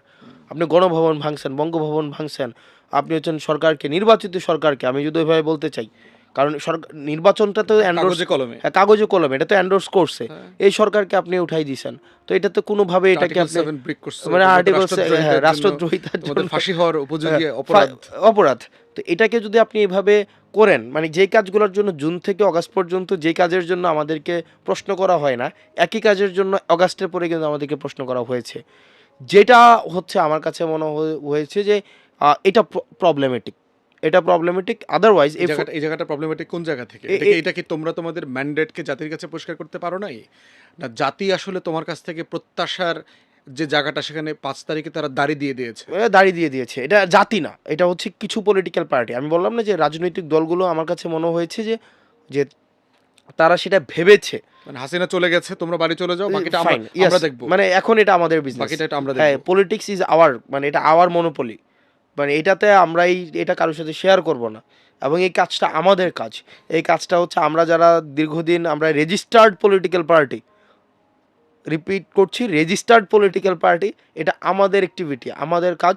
তোমরা বাবা এনাফ করছো, এখন বাড়ি ফিরে যাও। এই আমরা কিন্তু পরে চিন্তাটা, রেজিস্টার্ড হইছি। হ্যাঁ, আমরা ৫ তারিখের পরে এই রেজিস্টার্ড। চিন্তাটা, এই স্পেসটা, মানে এই চিন্তাটা হচ্ছে আমাদের মনে হয়েছে যে স্কোপ অফ ওয়ার্কটা অনেক হচ্ছে কোয়েশ্চেন মার্কের মধ্যে নিয়ে এসছে। আদারওয়াইজ যেমন আপনি দেখেন ৫ই আগস্টের পরে আজকে পর্যন্ত যদি দেখেন, আপনার শুধুমাত্র হাসিনা যে চলে গেছে, হাসিনা তো হচ্ছে এটার মধ্য দিয়ে যদি আপনি মনে করেন যে ফেসিবাদকে আপনি আউটসাইড করতে পারছেন, এটা প্রবলেমেটিক। আপনি হাসিনাকে হাসিনা যারা বানাইছে, যে মিডিয়া হাসিনাকে হাসিনা বানাইছে, তাদের আপনি কিচ্ছু করতে পারেন না। যে জুডিশিয়ারি পুরা সিস্টেমটা হাসিনাকে হাসিনা হয়ে উঠতে রসদ যোগাইছে, আপনি কিছুই করতে পারেন নাই। যেই অ্যাডমিনিস্ট্রেশন আপনার হচ্ছে হাসিনাকে হচ্ছে সব রকম সহযোগিতা দিয়ে হচ্ছে হাসিনা তৈরি করেছে, আপনি সেটা এখনও পর্যন্ত ইনট্যাক্ট। পুলিশ সিস্টেম ইনট্যাক্ট, আপনি কিছুই করতে পারেন নাই। যখন আমরা এই বিষয়গুলোতে ফোকাস দিতে গেলাম, তখনই প্রশ্ন আসলো যে আপনার ম্যান্ডেট কি? আপনার তো ম্যান্ডেট নাই আপনার। তো এই জিনিসটা আমার কাছে মনে হয় যে এক্ষেত্রে বা আমরা বিপ্লবটাকে সুসংহত করতে পারি নাই, আমাদের কাছে মনে হয়। এবং ৫ই আগস্টের পরে আমরা সেমি ডেমোক্রেটিক, আমরা সেমি কনস্টিটিউশনাল, এবং হচ্ছে আমরা হচ্ছে হওয়ার কথা ছিল রেভলিউশনারি, হয়ে গেছে হচ্ছে কনস্টিটিউশনাল, অ্যাডহক কনস্টিটিউশনাল বলি আর কি। Ad hoc ad hoc constitutional. কনস্টিটিউশনাল মানে যখন যে প্রফেশনটা মানা উচিত আমাদের কালেক্টিভলি, তখন এটা মানছি আর কি। এক্স্যাক্টলি, আমরা মানে কনস্টিটিউশনটাকে আমরা বলছি আমরা এই কনস্টিটিউশনকে মানি না, আবার এই কনস্টিটিউশনের রাষ্ট্রপতিকে নিয়ে আমরা সংসার করতে হচ্ছে। তো এই যে প্রবলেমটা হচ্ছে এখানে, আমরা এই কোশ্চেনগুলোকে আমরা ডিল করতে পারি নাই। আমরা আওয়ামী লীগের কোশ্চেনকে যথাযথভাবে ডিল করতে পারি নাই, আমরা আওয়ামী কালচারকে সরাসরি আমরা যথাযথভাবে ডিল করতে পারি নাই, আমরা হচ্ছে আওয়ামী ফাইন্যান্সিয়াল ইকোসিস্টেমকে সরাসরি ডিল করতে পারি নাই, আমরা শুধু হাসিনাকে ডিল করছি। তো হাসিনা তো এমনি হয়ে ওঠে নাই। হাসিনা একটা অঙ্গ প্রত্যঙ্গ তো রয়ে গেছে। অঙ্গ, এই পুরো ইকোসিস্টেমটা কিন্তু এক্সিস্ট করে। এবং হচ্ছে দুর্ভাগ্যজনক বিষয় হচ্ছে যে যেই সিস্টেমটা হাসিনা বানাইছে, আমরা জাস্ট হাসিনাকে উঠাই দিয়ে আবার এই সিস্টেমের মধ্যে ঢুকে গেছি। তো এটা আসলে প্রত্যাশা করা আমাদের কাছে মনে হয় যে এটা খুব বেশি, অনেক বড় প্রত্যাশা হয়ে যায়। যে সিস্টেম হাসিনা বানায়, এই সিস্টেম দিয়ে আবার হচ্ছে আপনি হাসিনা নিধনের কর্মসূচি চালাবেন, যেটা প্র্যাকটিক্যালি ইম্পসিবল। একটা বিষয় হচ্ছে যে তোমাদের এই পথ চলাতে থার্ড স্টেজ হচ্ছে দল করাটা। তোমরা ৩৬ দিনের একটা লড়াই করলা, আন্দোলন করলা, এরপর একটা ইন্টারিম সময় তোমরা কাটাইছো আন্দোলনে, সরকারের সাথেও ছিলা, বাট তোমাদের একটা নিজস্ব অরাজনৈতিক প্ল্যাটফর্মের জায়গা ছিল। ফেব্রুয়ারি মাসে দল করবার পর থেকে এখন ধরো মাস তিনেক প্রায় হয়ে গেছে তোমাদের। এই জার্নিটাকে তোমরা কিভাবে দেখছো? এই পরিচয়টা, এই কার্যক্রমটা, মানে অন্য দুইটা সেগমেন্টের সাথে মিল অমিলের জায়গা থেকে কিভাবে দেখছো? অন্য দুইটা কার্যক্রম হচ্ছে, তখন তো দুইটা হচ্ছে যে আহ, ওই দুইটা ছিল একটা ইউনিভার্সাল প্ল্যাটফর্ম সবার জন্য, এটা একটা সার্বজনীন একটা জায়গা ছিল। আর এখন তো হচ্ছে আমি একটা পলিটিক্যাল এন্টাইটি হিসাবে হচ্ছে আমি ফাংশন করতে হচ্ছে। আমার স্পেসিফিক আমার অ্যাক্টিভিটি রয়েছে, আমার স্পেসিফিক ম্যান্ডেট রয়েছে জনগণের কাছে। আমি আহ, অন্য ৮-৫টা রাজনৈতিক দল থেকে আমি আলাদা, আমার কর্মসূচি আলাদা। এবং হচ্ছে দিন শেষে আমরা একটা ইলেকটোরাল প্রসেসের মধ্য দিয়ে আমরা হচ্ছে হচ্ছে পলিসি পলিসি ম্যানিপুলেটের অংশ হতে চাই, পলিসি বা মেকিংয়ের হচ্ছে আমরা একটা অংশ হইতে চাই। তো তখনকার সময় ছিল যে আমরা ইন্ডিপেন্ডেন্টলি বিপ্লবটাকে সুসংহত করার চেষ্টা করছিলাম। আর এখন হচ্ছে নির্বাচন প্রক্রিয়ার মধ্য দিয়ে হচ্ছে আমরা একটা পলিসি মেকিংয়ের আমরা পার্ট, যেটা অন্যান্য অন্যান্য রাজনৈতিক দলগুলো যেই চেষ্টাটা করে সেটা। এবং কাজের ক্ষেত্রে দেখা যায় যে এখন কিছু আমাদের রাজনৈতিক কিছু ম্যানিফেস্টো নিয়ে মানুষের কাছে যেতে হয় আমাদের। তখনকার সময় ছিল শুধুমাত্র আমরা এই অন্তর্বর্তীকালীন সরকারটাকে কিভাবে সাকসেসফুল করতে পারি। আর এখন হচ্ছে যেটা যে আমরা কিভাবে যে গত কেন ৫৪ বছরে অন্যান্য রাজনৈতিক দলগুলো কেন জনগণের আশা আকাঙ্ক্ষা আর বাস্তবায়ন ঘটাতে কেন ব্যর্থ হয়েছে, জনপরিসরে কেন সার্বজনীনতা অর্জনে ব্যর্থ হয়েছে, এই জায়গাগুলো হচ্ছে আমরা ডিকোড করে আমরা নিজেরা ওই লিমিটেশনসগুলোকে ওভারকাম করে মানুষের কাছে একটা ম্যান্ডেট নিয়ে যাওয়া, যেটার মধ্য দিয়ে অন্যান্য রাজনৈতিক দলগুলো থেকে আমরা কেন আলাদা হব এবং আমরা কিভাবে তাদের জনগণের আশা আকাঙ্ক্ষার প্রতিফলন ঘটাবো, এই কাজগুলোই হচ্ছে এখন বেশি করতে হয় তখনকার সময়ের চেয়ে। তো সেটা তোমরা আইডেন্টিফাই করেছো কি না যে নতুন রাজনীতি আকারে তোমার বক্তব্য কেন অন্যদের থেকে আলাদা এবং সেটা কোথায় কোথায় আলাদা, সেই জায়গাগুলো কি তোমরা আইডেন্টিফাই করেছো এবং সেটা নিয়ে তোমরা তোমাদের বক্তব্য দিচ্ছ? দেখেন, এই বিষয়গুলো হচ্ছে আমাদের যেটা গঠনতন্ত্র, ম্যানিফেস্টো, এগুলো না কাজ চলছে। আমরা এটার একাডেমিক কাজগুলো চলছে, আমরা এগুলো হচ্ছে খুব শীঘ্রই উপস্থাপন করব। আর আমরা আমাদের জায়গা থেকে যেই বিষয়গুলো বলার চেষ্টা করছি সেটা হচ্ছে আমরা যে ঔপনিবেশিক সময় থেকে শুরু করে এখনো পর্যন্ত যে আইডিওলজিক্যাল কনফ্লিক্টগুলো রয়েছে সেগুলোর ঊর্ধ্বে উঠতে চাই। আমরা দেখছি দীর্ঘ সময় ধরে এই আইডিওলজিক্যাল কনফ্লিক্টের এই যে কালচারাল যেই ফাইট, কালচারাল ব্যাকফাইট, আইডিওলজিক্যাল কনফ্লিক্টের মধ্য থেকে একাত্তরের পক্ষে বিপক্ষের শক্তি, বিভিন্ন আমি 24-এর পক্ষে বিপক্ষের শক্তি, এই যে পক্ষে যে বিপক্ষ, চেতনার ব্যবসা আছে, জি এবং প্রায় আলোচনাটা দেখি যে মানে 71 নিয়ে যে কারণে আমাদের বিরক্তির উদ্বেগ হয়েছে, যে 24-এর অবদানও হচ্ছে এখন কেজিতে মাপা হচ্ছে, যে আসলে কে কত তোলা অবদান রেখেছে, এবং সেই ক্ষেত্রে এই অবদানের রাজনীতি থেকে তোমাদের প্রোগ্রেসিভ ফরওয়ার্ড লুকিং পলিটিক্সের জায়গাটা কোথায়? ওকে। আমরা হচ্ছে আমি আমি মনে করি যে আমরা একটা পোস্ট চেতনাবাদী সময়ের মধ্যে আমরা আছি। আবার যদি চেতনাকে কেন্দ্র করে হচ্ছে আবার কেউ রাজনীতি করতে চায়, এই রাজনীতির ভবিষ্যৎ বাংলাদেশে নেই। বাংলাদেশ পোস্ট আইডিওলজিক্যাল একটা সিচুয়েশনে আছে এবং পোস্ট চেতনার একটা সিচুয়েশনে আছে। তবে একই সাথে এটাও সত্য, আমাদের দেশে যদি কেউ রাজনীতি করতে চায় তাহলে 24, 71 এবং হচ্ছে আমাদের 47কে মেনেই হচ্ছে আমাদের রাজনীতি করতে হবে। আমরা 47-এ আমরা একটা হচ্ছে জাতিসত্তা, আমরা একটা ভূখণ্ড পেয়েছি, একটা জাতিগত একটা বিভাজন হয়েছে। 71-এ আমরা হচ্ছে একটা পতাকা পেয়েছি, আমরা একটা ভূখণ্ড পেয়েছি। 24-এ এসে আবার আমাদের যেই স্বাধীনতাটা কুক্ষিগত হয়েছে সেটাকে আবার আমরা রিক্লেম করতে পেরেছি। তো সুতরাং এই তিনটা বাস্তবতাকে আমাদেরকে মেনে নিয়ে হচ্ছে পরবর্তীতে রাজনীতি করতে হবে। কিন্তু এটা যেভাবে হচ্ছে 71-এর উপরে যেভাবে মনোপলি সৃষ্টি হয়েছিল, আওয়ামী মনোপলি 71-কে হচ্ছে কুক্ষিগত করেছে, 24-এও যদি এই ধরনের একটা এই প্রবণতা থাকে, কেউ যদি এইভাবে রাজনীতি করতে চায়, সেটা হচ্ছে এটা সম্ভাবনা জিরো। এটা ফিউচার দেখবে মানে না। এটার তো ব্যাপারে কি তুমি এবং তোমরা যারা এনসিপি নেতৃবৃন্দ আছো, তোমরা কি সচেতন যে 71-এর ওই চেতনার ফাঁদে যেন আমরা পা না দেই? আমরা শুধুমাত্র 71 না, আমরা যেটা বলছি চেতনার ফাঁদ বা এই আইডিওলজিক্যাল কনফ্লিক্টের দিকে যদি যাই, কালচারাল ফাইটের মধ্যে দিয়ে যদি যাই, আসলে আপনি মানে মাথায় রাখতে হবে যে আমরা দেশটা টিএসসি না, দেশটা শুধুমাত্র শাহবাগ না। আপনি বাংলা মোটরে বসছেন, শাহবাগে বসছেন, টিএসসিতে অথবা পাঠক সমাবেশে বসে আমরা বক্তব্য সভা সেমিনারের এই যে চিন্তাগত আলাপ বা ইন্টালেকচুয়াল আপনার ডিসকোর্সগুলা, আপনার কনজিউমার বাংলাদেশের কত পার্সেন্ট মানুষ আছে? দিন শেষে আপনি যদি দেখেন, আমি জনমানুষের রাজনীতি করতে চাই, এই ইন্টালেকচুয়াল ডিসকোর্সের মধ্য দিয়ে ঢুকে আমি আপনাকে আগে একজন রাজনীতিবিদ হিসাবে ডিসাইড করতে হবে যে আসলে আপনি কার প্রতিনিধিত্ব করছেন। আপনি কি সমাজের ওই 2-3% মানুষ যারা ইন্টালেকচুয়াল ডিসকোর্সের মধ্যে দিয়ে পলিটিক্সটাকে একটা নির্দিষ্ট গণ্ডির মধ্যে আবদ্ধ করতে চায়, নাকি হচ্ছে ওই মানুষগুলা, খেটে খাওয়া মানুষগুলা, যাদের আসলে দিন শেষে যে নিডগুলো আছে, তাদের যে প্রয়োজন, খাদ্য, তাদের হচ্ছে বাসস্থান, শিক্ষার যে বিষয়টা রয়েছে, থাকার যে বিষয়টা রয়েছে, কর্মসংস্থানের যে বিষয়টা রয়েছে, আপনার ওই আমি আমি মনে করি যে আহ, আমার পলিটিক্স ফর স্পেসিফিক পারপাস, আমার স্পেসিফিক পারপাস হচ্ছে যে জনমানুষের যে প্রয়োজনগুলা নিড বেস পলিটিক্স, এই প্রয়োজনগুলোকে হচ্ছে ইনিশিয়ালি আমাকে অ্যাড্রেস করতে হবে।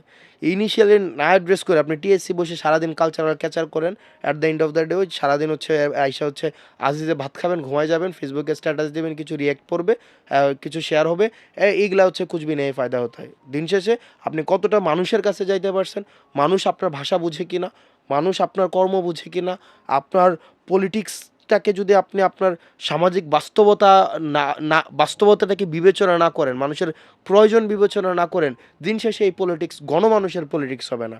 দিন শেষে এই পলিটিক্স হচ্ছে এই এই এই এলিট এলিট একটা ইন্টালেকচুয়াল ক্লাসের মধ্যে বন্দী হয়ে যাবে।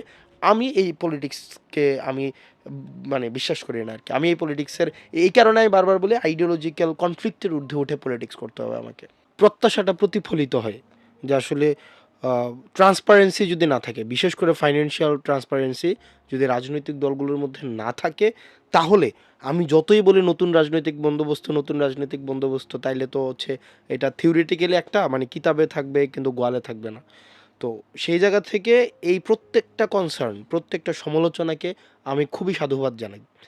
এবার আসেন দ্বিতীয় লেয়ারে যেটা হচ্ছে যে আমাদের এই ৫৪ বছরেও আমাদের দেশের পলিটিক্যাল ফাইন্যান্সিয়াল কালচার তৈরি হয় নাই এখনো পর্যন্ত, যেটা বিদেশে হয়। বিদেশে ক্রাউড ফান্ডিংয়ের ব্যবস্থা আছে, বিদেশে আপনি ওপেন যেই বিজনেস প্রতিষ্ঠান বা যেই ব্যক্তি ডোনেট করে তার নামটা কিন্তু প্রকাশ করার একটা ব্যবস্থা আছে বা প্রকাশ করা যায়, এবং তার ওই চিন্তা থাকে না যে ফর এক্সাম্পল আমি যদি ধরি বিএনপির এই ২০ জন হচ্ছে আপনার হচ্ছে ডোনার আছে, আওয়ামী লীগের এই ২০ জন ডোনার, এনসিপির এই ২০ জন ডোনার।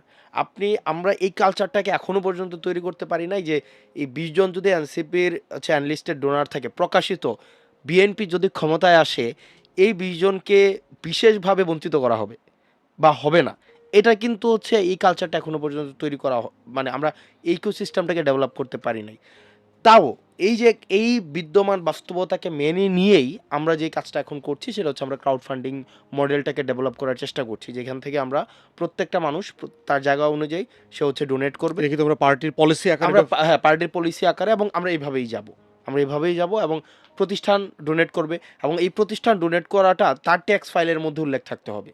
সে যে আমাকে ডোনেট করতেছে এটা ওই ব্যাকডোর দিয়ে হচ্ছে ডোনেট করে চলে গেল, ভাই আমার নাম প্রকাশ করেন সেটা না। তো আইনি কাঠামো পরিবর্তন করা দরকার, ইলেকটোরাল লজে এখন পর্যন্ত যেটা আছে, একটা প্রতিষ্ঠান আপনার ৫০ লাখ টাকা পর্যন্ত হচ্ছে ডোনেট করতে পারবে, এর বেশি করতে পারবে না।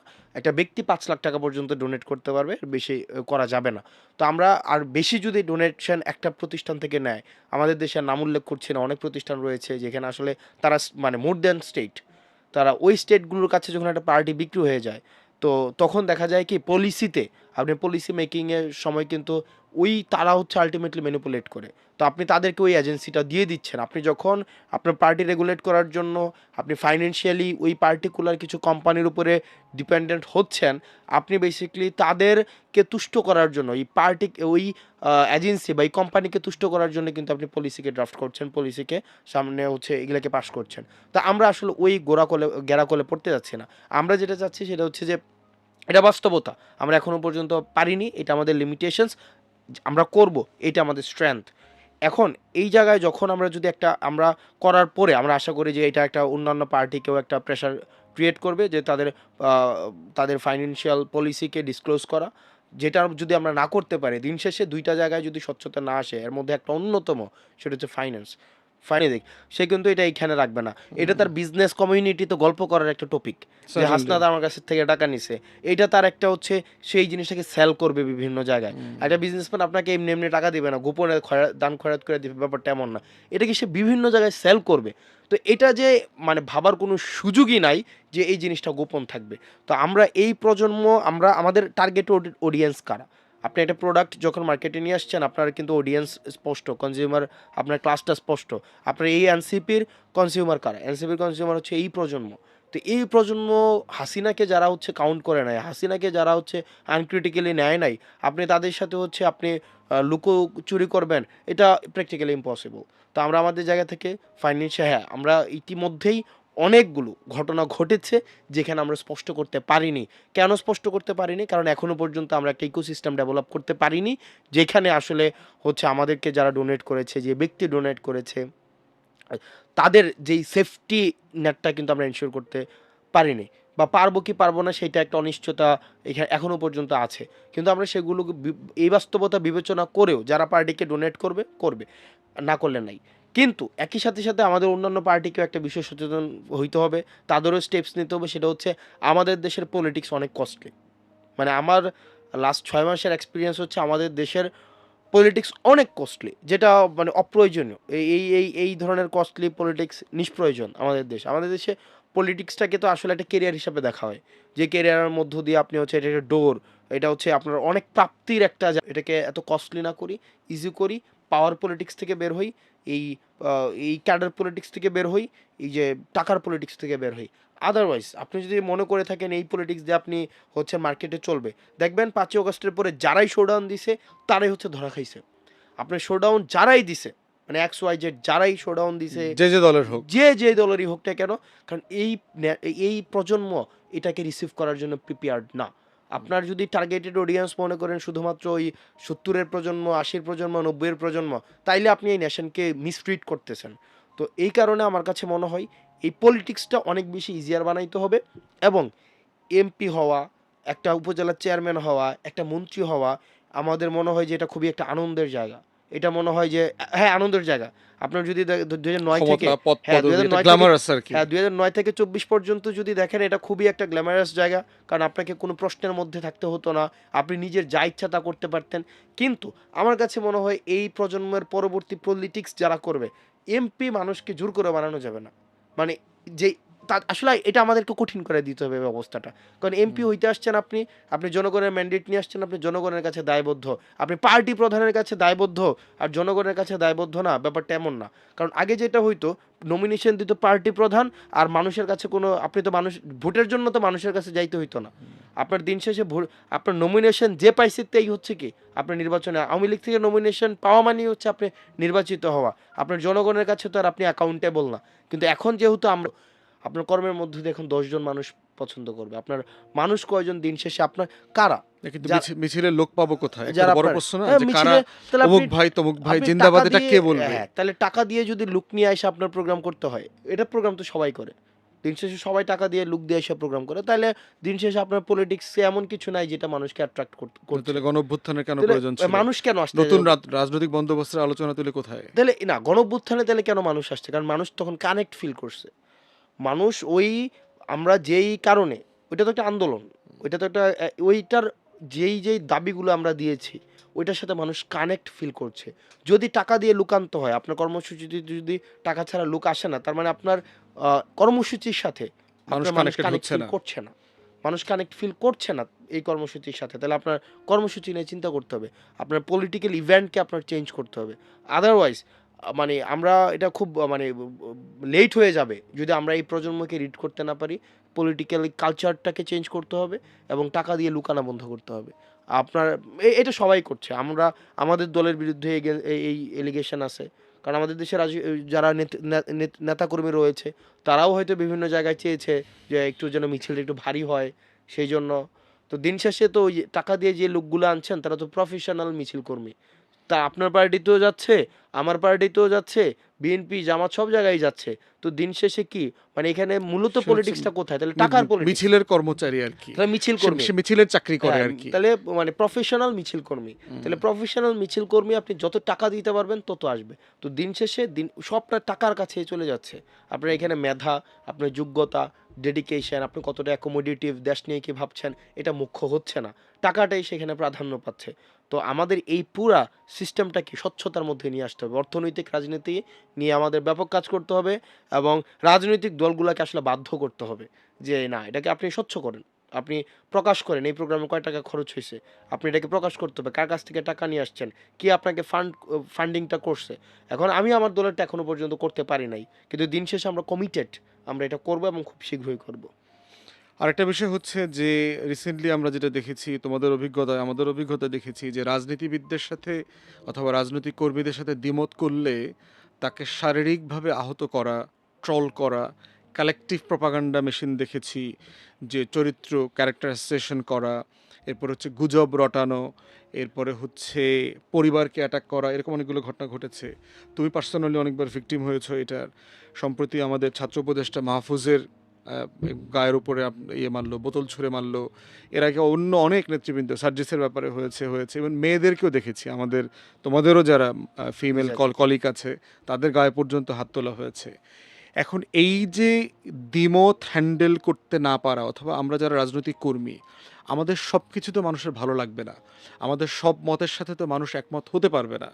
ইভেন রাজনৈতিক দলগুলোও তো আমরা একজনের সাথে আরেকজন দ্বিমত করব। ডেফিনেটলি তাহলে দ্বিমত করলেই যে ক্যারেক্টার অ্যাসাসিনেশনে যেতে হবে, বুলিং করতে হবে, গায়ে হাত তুলতে হবে, এর রেজলিউশন কি তোমাদের জেনারেশনে, যারা তোমরা নতুনভাবে রাজনীতি করছো দেখছো?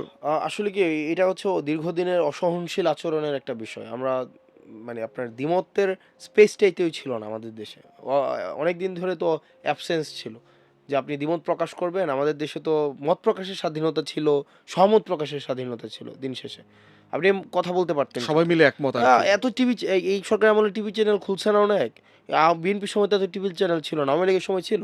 কিন্তু এটা কি প্রকাশের স্বাধীনতা, সহমত প্রকাশের স্বাধীনতা দিয়েছে। তো দ্বিমত প্রকাশের স্পেসটা ছিল না। তো এখন আমরা সবাই কথা বলছে, যে যার মতো করে কথা বলছে, এবং মনে হয় যে স্মরণকালে সবচেয়ে বেশি আপনি আমার অ্যাকাউন্টে গেলে দেখবেন মোটামুটি 2.5 লাখ মানুষ, আমি মানে মনে হয় আর কি, প্রত্যেকদিন আমাকে গালাগালি করে, এবং কি স্বাধীনভাবে গালাগালি করে। সে গালাগালি করার পর এটা নিশ্চিত তার কিচ্ছু হবে না, তো তার মন্তব্য ডিলিট করা হবে মানে না। তার মন্তব্য ডিলিট করা হবে না, সেটার জন্য বাসায় পুলিশ যাবে না, তাকে মেসেজ করবে না যে কমেন্ট ডিলিট করেন, এটা সে নিশ্চিত। এখন আমরা যেহেতু দীর্ঘদিন একটা অসহিষ্ণু একটা সমাজে বড় হয়েছি, তো সেজন্য এটার ইমিডিয়েট বিপ্লব উত্তর পরবর্তী সময়ে এটা একটা ইমিডিয়েট একটা রিয়াকশন আছে। তবে এটাকে আমাদের আবার ম্যানেজ করতে হবে, এই মানুষের অ্যাঙ্গার ম্যানেজমেন্ট করার আমাদের টুল রাষ্ট্রীয়ভাবে অ্যাডপ্ট করতে হবে। এটাকে আপনি ওই আবার যদি ডিএস এর মতো আইন করেন, আবার আপনি দমন পীড়নের দিকে ডিবি যান, অফিস, ডিবি অফিসে আবার হারুনের হচ্ছে হোটেলে নিয়ে ভাত ভাত খাওয়ানো। খাওয়ান, ওইভাবে আসলে এই অ্যাঙ্গার ম্যানেজমেন্ট হবে না। এটা পুরা নেশন একটা অ্যাঙ্গারের মধ্যে দিয়ে ছিল, ট্রমার মধ্যে ছিল। আপনি এই ট্রমাকে আগে অ্যাকনোলেজ করতে হবে, আপনার অ্যাঙ্গারকে অ্যাকনোলেজ করতে হবে। অ্যাকনোলেজ করার পরে তারপরে এটাকে কিভাবে আপনি মিটিগেট করবেন সেটার হচ্ছে আপনি স্টেট পলিসি নিতে হবে, আপনি এটাকে ডিল করতে হবে। আপনার প্রপাগান্ডার কাউন্টার ন্যারেটিভ আপনার সেল লাগবে। প্রপাগান্ডার জন্য যে আপনি তাকে গিয়ে বাসা থেকে ধরে নিয়ে আসবেন, ইয়া করবেন, এটা তো আমি বিশ্বাসী না। আপনি দেখবেন যে আমাকে কম গালাগালি করা হয় নাই, কম অভিযোগ দেওয়া হয় নাই, কিন্তু এটার জন্য ব্যক্তিগতভাবে কাউকে আমি থ্রেট করেছি এটা না। কারণ এটা আমার পরবর্তীতে আমার আমার কথা বলার স্বাধীনতার জন্য আরেকজনের গালির স্বাধীনতাকে আমার নিশ্চিত করতে হবে। কারণ আরেকজনের গালির স্বাধীনতাকে যদি আমি মানে রুদ্ধ করতে চাই, আমি একটা সময় আমার কথা বলার স্বাধীনতাই থাকবে না। এক্স্যাক্টলি। তো এটা আসলে এই অ্যাঙ্গার ম্যানেজমেন্টটাকে আমি কিভাবে করব টলারেন্সের মধ্য দিয়ে, সেটা আমাদের আসলে রাজনৈতিক পরিসরে এটা নিয়ে আলাপ আলোচনা হতে হবে। এবং দ্বিমত প্রকাশের যেই সুস্থ যে সংস্কৃতি, এই সংস্কৃতিতে এটা আমাদের ইন্ট্রোডিউস করতে হবে, আমাদের নিজেদের মধ্যে সহনশীলতা থাকতে হবে। আমি যখন আপনাকে নিয়ে এটা মন্তব্য করব, আপনি এটাকে কিভাবে রিসিভ করছেন, এই বার্তাটা কিন্তু আপনার কর্মীদের মধ্যে যায়। আমি বিএনপিকে নিয়ে একটা কি মতামত দিচ্ছি, একটা রিয়েক্টিভ মতামত দিচ্ছি, এটা তার নেতা কিভাবে রিসিভ করছে সেটার প্রভাব কিন্তু কর্মীদের মধ্যে পড়ে। এখন দিন শেষে আমি আমার কর্মীকে বা আমার অনুসারী যারা রয়েছে, আমি তাদেরকে দিন শেষে সুস্থ হতে বলবো, কিন্তু আমি নিজে রিয়েক্টিভ হব, সেটা সম্ভব না। আর দিন শেষে তো আমাদের দেশে এখনো পর্যন্ত আমরা রিয়েকশনারি পলিটিক্স করছি। আমরা তো দেখেন আওয়ামী লীগ ৭১কে ধারণ করে ৭১ নিয়ে আমরা একটা রিয়েকশনারি পলিটিক্স করলাম, এখন ২৪ নিয়ে যদি আবার রিয়েকশনারি পলিটিক্সের দিকে যাই, এই কালচারটা কিন্তু থাকবে। তো রিয়েকশনারি পলিটিক্স থেকে বের হয়ে এসে আমাদের হচ্ছে যেটাকে প্রোঅ্যাক্টিভ পলিটিক্স করতে হবে, আদারওয়াইজ দিন শেষে কালচার চেঞ্জ হবে না। দ্যাটস হোয়াট, মানে দিস ইজ মাই আন্ডারস্ট্যান্ডিং। তুমি রিসেন্টলি এই যে আওয়ামী লীগ নিষিদ্ধের দাবিতে যে ক্যাম্পেইনটা করলো, আগস্টের পর থেকেই তো ডাইরেক্টলি ইনডাইরেক্টলি বিভিন্ন প্ল্যাটফর্ম থেকে আওয়ামী লীগ প্রশ্ন রিজলভ করার দাবি উঠেছে, এবং আমরাও বিভিন্ন জায়গাতে এই বিষয় নিয়ে কথা বলেছি যে আওয়ামী লীগ জাতীয় পার্টির 14 দলীয় যে কার্টেল ছিল, পলিটিক্যাল কার্টেল, এই কার্টেলকে আমরা কীভাবে হ্যান্ডেল করব, এটার প্রসেসটা কী হবে।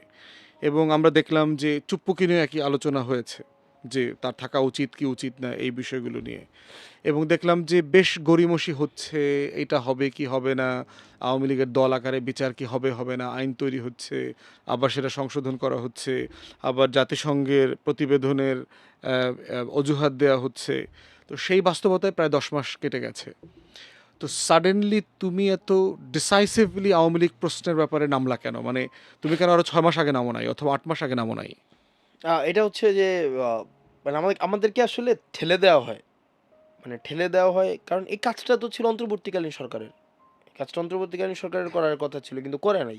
মানে মানে এটা না কেমন, অন্তর্বর্তীকালীন সরকারের নেচারটা আমার কাছে মাঝে মাঝে খুব বেশি, মানে খুব, যেমন এটা হওয়ার কথা ছিল রিভলিউশনারি একটা গভর্নমেন্ট, কিন্তু এটা হয়েছে কনস্টিটিউশনাল ব্যুরোক্রেটিক গভর্নমেন্ট।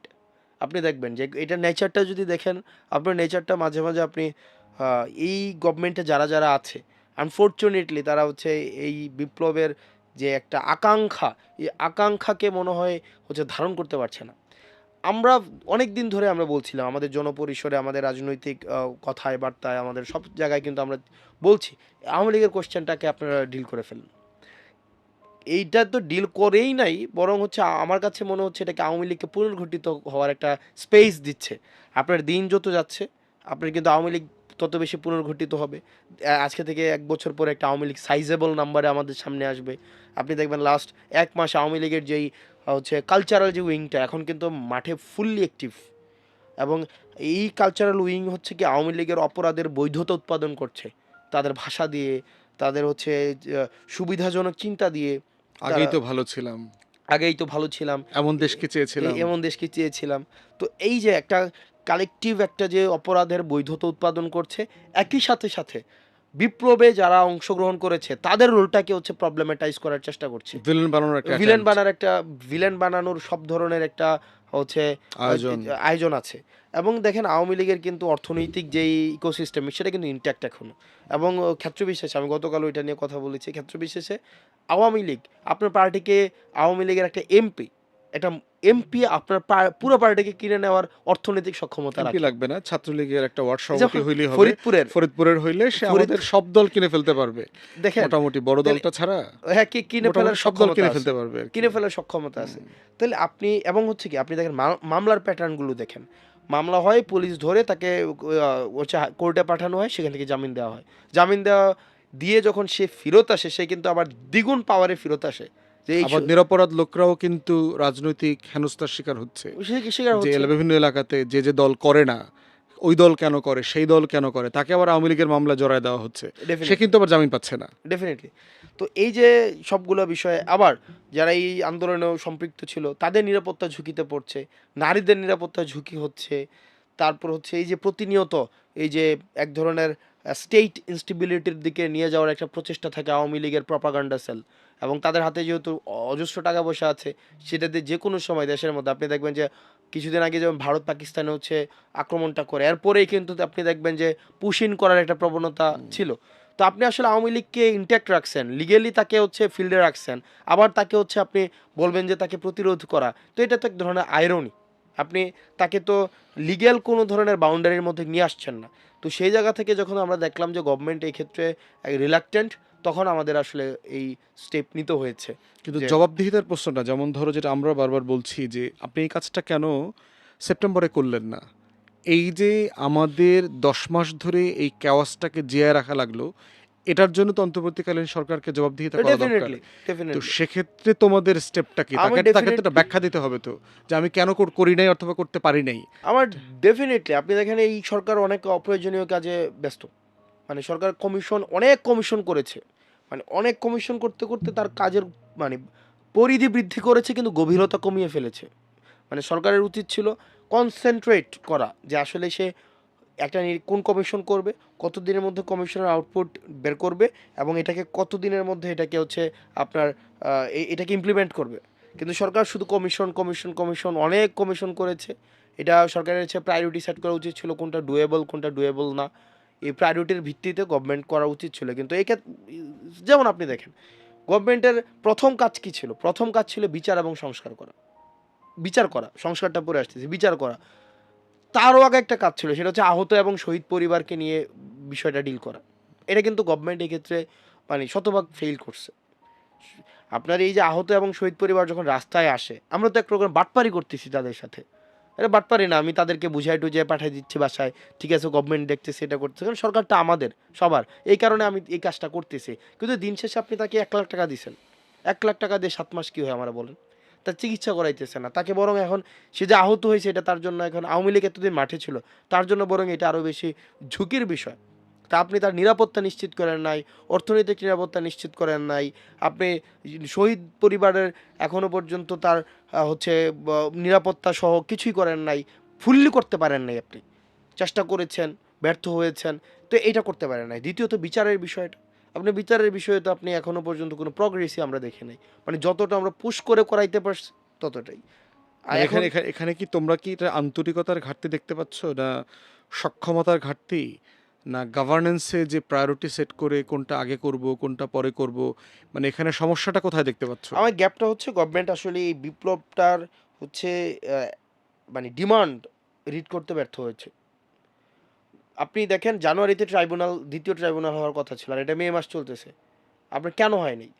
মানে কোথাও না কোথাও তো এখানে গ্যাপ আছে, সদিচ্ছার গ্যাপ আছে, কোথাও না কোথাও কাউকে তুষ্ট করার হয়তো একটা ব্যাপার আছে, কোথাও না কোথাও হয়তো একটা কমিটমেন্ট রয়েছে, কোথাও না কোথাও আমাদের কাছে মনে হয়েছে আওয়ামী লীগকে পুনর্গঠিত হওয়ার একটা হয়তো কেউ না কেউ সুযোগ দিচ্ছে। আমি যেহেতু পলিটিক্স করি, আমি এই জায়গায় স্ক্যাপটিক্যাল হব, আমি তো এই ক্রিটিক্যাল হবো এখানে, আমি তো ওই বিষয়গুলোকে ইজিভাবে দেখবো না। কোথাও আমার কাছে মনে হচ্ছে আওয়ামী লীগকে পুনর্গঠিত হওয়ার একটা সুযোগ হয়তো দিয়েছে এখানে উপদেষ্টা পরিষদের মধ্যে, হয়তো এই তাদেরকে সন্দেহের ঊর্ধ্বে রাখার কোনো সুযোগ নাই।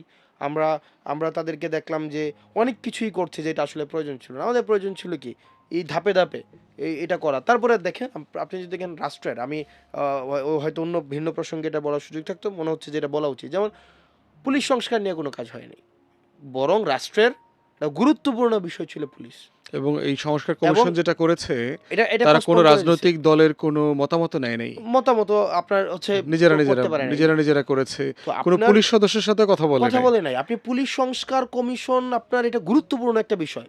আপনার আওয়ামী লীগের লাঠিয়াল বাহিনী হিসেবে পুলিশ কাজ করছে, আওয়ামী লীগ না। এটা আমি যদি তাহলে পুলিশের উপরে আমার একটা মিস জাজমেন্ট হয়, যে দলই আসছে সে দলই হচ্ছে পুলিশকে নিয়ন্ত্রণ করার একটা বাধ্য চেষ্টা করছে করেছে, এবং বাধ্য করছে। কাজ ভাই করতে আপনি বাধ্য করছে। আপনি দেখেন, আমি কি পুলিশের উপরে পুরো দোষ দিব? আপনি পুলিশের উপরে বা সরকারি চাকরিজীবীদের উপরে আমি হরহামেশাই দোষ দিয়ে দিচ্ছি। সব দলের টেন্ডেন্সি হচ্ছে কি, আসবো আমি এই পুলিশকে নিয়ন্ত্রণ করতে হবে, প্রশাসনকে নিয়ন্ত্রণ করতে হবে। আমি বিএনপি পন্থী পুলিশ বানাইছি, আওয়ামী লীগ পন্থী পুলিশ বানাইছি, আমি এনসিপি পন্থী পুলিশ বানানোর চেষ্টা করছি, এবি পার্টি পন্থী পুলিশ বানানোর চেষ্টা করছি। দিন শেষে পুলিশ তো হওয়া উচিত বাংলাদেশ পন্থী পুলিশ। বাংলা যে দলই ক্ষমতায় আসুক না কেন, তার একটা কাজ করার একটা পরিধি সেট করা থাকবে, এই আইনের মধ্যে তাকে কাজ করতে হবে। সে দলের প্রতি অনুগত না, তার প্রফেশনাল ওথের মধ্যে তো নাই যে সে দলের প্রতি অনুগত থাকবে। আপনার জনগণের প্রতি, দেশের প্রতি সে হচ্ছে কমিটেড থাকবে। তার কাজের পরিধি সেট করে দেন, তার পদায়নের সুস্পষ্ট একটা নীতিমালা নিয়ে আসেন। আপনি পদায়নের জন্য আপনার রাজনৈতিক দলগুলোর হচ্ছে মুখাপেক্ষী হইতে হয়। নেতা যদি খুশি হয় তাহলে পদায়ন হবে, এটা তো কোনো মানে প্রসেস হইতে পারে না। আপনি যখন পদায়নটা রাজনীতি নির্ভর করবেন, তাইলেও তো পুলিশ আপনার হচ্ছে মুখাপেক্ষী হবে, রাজনৈতিক দলের এগেনস্টে যাবে না, বা রাজনৈতিক দলকে দূষণ করার জন্য, খুশি করার জন্য সে হচ্ছে লাঠিয়াল বাহিনী হিসেবে রাস্তায় নামবে। এবং হচ্ছে আপনি দেখেন পুলিশের আপনার কোনো আপনার রিস্ক ভাতা নাই। আপনার পুলিশের তো আপনি 18-20 ঘন্টা খাটাইতেছেন তাকে একটা না, মানে অমানবিক ইভেন অমানবিক। যে আপনি স্কেল, এটা রোদে বৃষ্টিতে শীতে এটা মানে যে ভাই দায়িত্ব আপনি পালন করতে হয়, দিন বর্তমানে রাত নাই। 18-20-22-25 হাজার টাকা দিয়ে আপনি কেমনে মানে কেমনে চলবেন আপনি, এবং ছুটি নেই। আপনি অবাক হবেন, তাদের কিন্তু ছুটি নাই, মানে যে কোনো অন কল আর কি, মানে অন কল, ডাকলেই চলে মানে আসতে হবে আর 24/7। কি।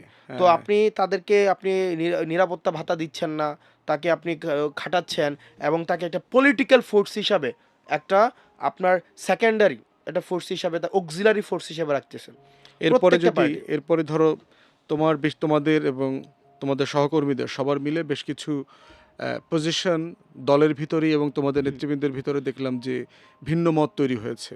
যেমন কয়েক মাস আগে তুমি যখন সশস্ত্র বাহিনীকে নিয়ে একটা মন্তব্য করেছো, তোমাদেরকে একটা মিটিংয়ে ডেকে নিয়ে গেছে এবং তোমাদের দলেরই অনেক সিনিয়র নেতা এ ব্যাপারে ভিন্ন মত প্রকাশ করেছে এবং মানে ওপেনলি করেছে। এরপরে একই বাস্তবতা দেখলাম এই যে নারী কমিশনের রিপোর্ট এবং তাদের যে মৈত্রী মিছিল ছিল, সেই মিছিলে যাওয়া না যাওয়া নিয়েও দেখলাম তোমাদের নেতৃবৃন্দর মধ্যে ভিন্ন মত আছে এবং সেটা তারা পাবলিকলি বলছে। তুমি এর আগে শোডাউনের কথা বলেছো, যে দলের ভিতরেই এই ব্যাপারে ভিন্ন মত আছে এবং সেটা তারা পাবলিকলি বলছে। এই এই জায়গাটাকে তোমরা কিভাবে দেখছো? এটা তো এটা হচ্ছে different form of politics, never been absent in Bangladesh. আমাদের এটা তো একটা দেখেন, মানে এটা হচ্ছে মানে always been absent in Bangladesh. এটা তো কোনো সময় ছিল না। আপনি চিন্তা করেন, আপনি আমার পার্টির পার্সনকে আপনি ক্রিটিসাইজ করতেছেন, মানে এটা কি কোথাও ছিল কখনো? আমার পার্টির পার্সন যদি এটা ভুল করে, মানে এটাকে তুমি কি স্ট্রেংথ আকারে দেখতে পাচ্ছো, এটা না এটা এটা তোমাদের মানে সংহতির ঘাটতি দেখতে পাচ্ছো না, এখানে? এটা হচ্ছে পলিটিক্যাল স্ট্রেংথ, পলিটিক্যাল স্ট্রেংথ। এবং হচ্ছে মানে পলিটিক্স তো আসলে অপটিক্সের বিষয়। মানে পলিটিক্সটা তো এটা হচ্ছে আপনি কিভাবে দেখছেন, পলিটিক্স তো ফ্যাক্ট দিয়ে কাজ করে না, পারসেপশন দিয়ে কাজ করে, অপটিক্স দিয়ে কাজ করে। তো সেক্ষেত্রে হয়তো আপনার একটা অপটিক্সে মনে হইতে পারে এটা হচ্ছে আমাদের মধ্যে সিনক্রোনাইজটা, মানে আমাদের মধ্যে প্রপার সিনক্রোনাইজেশন হইতেছে না, এটা আপনি এভাবে রিড করতে পারেন। আর দ্বিতীয়ভাবে যদি দেখতে যাই, সেটা হচ্ছে যে আমাদের যে ইন্টারনাল যে অ্যাকাউন্টেবিলিটি রয়েছে, যে আসলে কেউ অ্যাকাউন্টেবিলিটির ঊর্ধ্বে না, এটার রিফ্লেকশন, এটা রিফ্লেকশন। আর আরেকটা বিষয় হচ্ছে পার্টি যেহেতু নতুন হয়েছে, সেটা হচ্ছে এটার যেই গাঁথনিটা, এটা এটার প্রসেসটা একটু টাইম লাগবে। এটা একটু টাইম লাগবে। আমাদের চিন্তার যে দূরত্ব রয়েছে, চিন্তার দূরত্বটা কাটিয়ে উঠে আমরা কোন কোন বিষয়ে একমত, সেই বিষয়গুলোকে ফোকাস করে আমাদের এগিয়ে যাওয়াটার একটা একটা সময়ের বিষয়। তো দিন শেষে আমার কাছে মনে হয় যে এটা একটা এক্সাম্পল সেট হয়েছে যে আপনি আপনার পার্টি ম্যান যদি কোনো ভুল করে সেটা নিয়ে আপনি কথা বলতে পারবেন না, যেটা আমাদের পলিটিক্সের মধ্যে আছে। এটা হওয়া উচিত না। আপনি সবাইকে পার্টি ম্যানকে নিয়ে আপনি কথা বলার সুযোগ থাকা উচিত, যেটা আমাদের যেটা আমরা কনস্টিটিউশনে। পশ্চিমের রাজনীতিতেও দেখেছি, যেখানে আপনার কনস্টিটিউশনে দেখবেন ওই যে আমাদের আর্টিকেল 70 নিয়ে আমরা কনস্টিটিউশনেরটা নিয়ে কথা বলতেছি, বাট নিজের পার্টি নিয়ে কথা বলি না। নিজের পার্টিকে নিয়ে আপনি কথা বলা উচিত। আরেকটা বিষয় হচ্ছে যে এনসিপির ব্যাপারে একটা বিষয় বলা হয় যে এনসিপির সাথে ইসলামী দলগুলোর অথবা জামাত শিবিরের রাজনীতি করে অথবা দল আকারে তাদের সাথে সম্পর্কের একটা একটা শ্যাডোই রিলেশনশিপ আছে, পিছনের সম্পর্ক আছে। এবং সম্প্রতিও আমরা দেখলাম যে আওয়ামী লীগের ব্যাপারে নিষিদ্ধের দাবিতে যারা সংহতি প্রকাশ করতে এসছে, একটা সমালোচনা এসছে যে খুব বেশি সংখ্যক পরিমাণ ইসলামী দলগুলো এবং ডান ঘরানার দলগুলো মানে এনসিপির উপরে সাওয়ার হয়েছে বলে অভিযোগ করা হচ্ছে। তো এনসিপি আসলে ইসলাম কোশ্চেন, ইসলামী দল প্রশ্ন, এইটাকে মোটা দাগে তোমরা কিভাবে দেখছো? সেটা হচ্ছে আমি আবার ভিন্ন তথ্য জানি। আমি জানি হচ্ছে এনসিপির উপর মানে একটা অভিযোগ আছে যে এনসিপি অনেক বেশি লিবারেল, অনেক বেশি বাম ঘরানার যারা তাদেরকে অ্যাকোমোডেট করছে। ইসলামপন্থী মানুষদের থেকে হচ্ছে একটা দূরত্ব মেনটেন করার এটা একটা এই যে নারী কমিশনের ব্যাপারে অনেক মানে অনেক নেতাদের মন্তব্যের ব্যাপারে এই তার আলোচনা মানে হচ্ছে আমার এটা কাছে আসছে আর কি। হ্যাঁ, তার মানে যেহেতু দুইটা কথাবার্তায় আছে, তার মানে আমরা আমাদের এই সেন্ট্রিস্ট পজিশনকে আমরা মনে হয় হোল্ড করতে পেরেছি। মানে এটা কারণ এটা তোমরা মনে করছো যে এটা এটা মানে তোমাদের জন্য একটা অ্যাচিভমেন্ট ব্রাদার? অ্যাচিভমেন্ট ডেফিনেটলি একটা পক্ষ মনে করছে যে এনসিপি আমাদের থেকে দূরে চলে যাচ্ছে, প্রত্যেকটাই মনে করছে আমাদের থেকে দূরে চলে যাচ্ছে, আবার অপর পক্ষে মনে করছে সে আমার থেকে দূরে চলে গিয়ে তার কাছাকাছি যাচ্ছে। তো এই যে একটা সেন্ট্রিস্ট পজিশনকে হোল্ড করা, এটা মনে হয় সম্ভব হয়েছে। এনসিপির মানে we have here been actually successful to maintain everyone. এনসিপির ব্যাপারে আরেকটা সমালোচনা হচ্ছে যে তোমরা আসলে শহরের বাইরে নাই, ঢাকার বাইরে নাই, ডেফিনেটলি ট্রু। তোমরা ক্যাম্পাস, বিশ্ববিদ্যালয়, শহর, শিক্ষিত জনগোষ্ঠী এর মধ্যেই তোমরা বিচরণ করছো। ট্রু। তাহলে সেটা কি তোমাদের দল আকারে গড়ে উঠবার জন্য কি এটা একটা বড় চ্যালেঞ্জ কিনা? ডেফিনেটলি এটা ট্রু, এটা আমি অস্বীকার করব না, এবং এটাকে স্বীকার করে নিয়ে এটাকে কাটিয়ে ওঠার জন্য আমরা হচ্ছে পলিসি নিচ্ছি। আমরা মানুষের কাছে যেতে চাই এবং আমরা খুব শীঘ্রই আমরা হচ্ছে সার্বজনীন হয়ে ওঠার যে ব্যারিয়ারগুলো অতিক্রম করে আমরা মানুষের কাছে পৌঁছাবো। এখন হচ্ছে আমরা পডকাস্টের প্রায় শেষের দিকে চলে আসছি। খুব শর্ট ইয়েস নো টাইপের, অথবা যদি একান্তই একটু তাফসির করতে হয় সেটার জন্য আর কি। প্রশ্ন হচ্ছে যে একটা প্রশ্ন আসে যে রাজনৈতিক কর্মীরা, নেতারা চলে কিভাবে? তো তোমার ব্যাপারে এই প্রশ্ন আছে, আমাদের ব্যাপারেও আছে যে রুটি রুজি চলছে কিভাবে। আমার দুইটা প্রতিষ্ঠান আছে, আমি প্রতিষ্ঠানের থ্রুতে আমি পড়াই, আমি স্টিল পড়াই। ওই পড়ানোর থ্রুতে আমি, এবং হচ্ছে ওই যে ডিজিটাল মার্কেটিং নিয়ে আমরা কাজ করি। এবং তোমার তো সংসারও আছে, হ্যাঁ, সংসারও তো আছে। সংসারও তো চালাইতে হচ্ছে। ডেফিনেটলি। তাহলে কি তুমি আসলে চাকরি করো, কাজ করো, মানে সেলফ এমপ্লয়েড, আমি না রাজনীতি করো? মানে তোমার আসলে মানে ফুল টাইম কোনটা? না, আমি প্রফেশনালি হচ্ছে আমি মানে টিচার, আমি পড়াই, এবং হচ্ছে আমার ওই ডিজিটাল মার্কেটিং রিলেটেড ইনস্টিটিউশন আছে, এক নম্বর বিষয়। আর দুই নম্বর বিষয় হচ্ছে আমি এখন তো পলিটিক্স করছি, মানে ফুল টাইম মোটামুটি পলিটিক্সই করছি। ফুল টাইম ছাড়া কি রাজনীতি করা সম্ভব মনে করো? তবে ফুল টাইম ছাড়া যদি সম্ভব না হয় তবে আপনার ইয়া লাগবে, অবশ্যই ফাইন্যান্সিয়ালি আপনাকে সলভেন্ট হইতে হবে, আদারওয়াইজ আপনি করাপ্টেড হওয়ার অপার সম্ভাবনা আছে। মানে সচ্ছল ফ্যামিলির ছেলে মেয়ে হওয়া দরকার। আপনার সচ্ছল ফ্যামিলি না, ব্যক্তিগত সচ্ছলতা প্রয়োজন। আপনার যদি ব্যক্তিগত সচ্ছলতা না থাকে এবং যদি আপনার অর্থের আপনার ট্রান্সপারেন্ট উৎস না থাকে, তাহলে আপনি জনগণের কাছে গ্রহণযোগ্যতা হারাবেন। এনসিপির নেতৃত্ব নিয়ে কি সংকট আছে অনেক সময়? মানে কমেন্টে নো, অথবা ডেফিনেটলি কাউন্টার কন্ট্রাডিকশন নিয়ে একজন আরেকজনকে চ্যালেঞ্জ করা নিয়ে কি এটা বোধ করবার সুযোগ আছে যে কালেকটিভ লিডারশিপে ঘাটতি না, হচ্ছে? Definitely no. নাহিদ এবং আক্তার ভাই মানে বেশ দুর্দান্ত ভালো করছে, এবং আমরা ওদের যে লিডারশিপে আমরা আমাদের পলিটিক্সকে, হ্যাঁ অবশ্যই বিভিন্ন জায়গায় তো ঘাটতি থাকেই, সেইগুলো নিয়ে আমাদের কথা বলার সুযোগ আছে, স্পেস আছে। আমরা মনে করি যে লিডারশিপে কোয়ালিটির মধ্যে একটা গুরুত্বপূর্ণ যে আপনার ক্রিটিসিজমকে আপনি কতটা হচ্ছে আপনি স্পেস দেন, সেক্ষেত্রেও যথেষ্ট পরিমাণ ভালো করছে। প্রফেসর ইউনূস মাহফুজ আলমকে সারা দুনিয়াতে মাস্টার মাইন্ড হিসেবে পরিচয় করিয়ে দিয়েছে, হাসনাতকে দিল না কেন? আমি তো জানি না যে প্রফেসর ইউনূস আমাকে চিনি কিনা, আমি সেটাও জানি না এখনো। জিজ্ঞেস তো করেছো, মিটিংয়ে দেখা টাকা হয়েছে না না, যে আমার সাথে কখনো যে আমাকে কেন পরিচয় করায় দিলেন না? না, আমি তো মাস্টারমাইন্ড আমি তো লম্বায় ছোট না। হ্যাঁ? জানি না। মাহফুজ ভাই বলেছেন যে উনি মাস্টারমাইন্ড না, উনার জায়গা থেকে উনার বলেছেন। আর আমি ডক্টর মোহাম্মদ ইউনূসকে আমি আসলে আমার কোনোদিন কথা হয়নি আজকে পর্যন্ত। এটা তো খুবই দুঃখজনক। মানে তোমরা যাকে প্রধান উপদেষ্টা বানাইছো তার সাথে তোমার না, আমার এখনো সাথে দেখা কথা কথা হয়নি। না, হয়নি। আমার সাথে কথা হয়নি। এখনো আমার সাথে একবার দেখা হইছে, কিন্তু আমার সাথে কখনোই কথা হয় নাই। অনেক রাজনৈতিক দলের ভিতরে আসন্ন নির্বাচন সুষ্ঠু হবে কিনা অথবা সময় মতো হবে কিনা এটা নিয়ে যথেষ্ট সন্দেহ আছে। মনে করা হচ্ছে যে এনসিপি একটু সময় নিতে চাচ্ছে তার দল গুছানোর জন্য। এই ব্যাপারে এনসিপির বক্তব্য কি? এনসিপির বক্তব্য হচ্ছে প্রধান উপদেষ্টা জুন থেকে আ ডিসেম্বর থেকে জুনের একটা টাইম ফ্রেম দিয়েছে।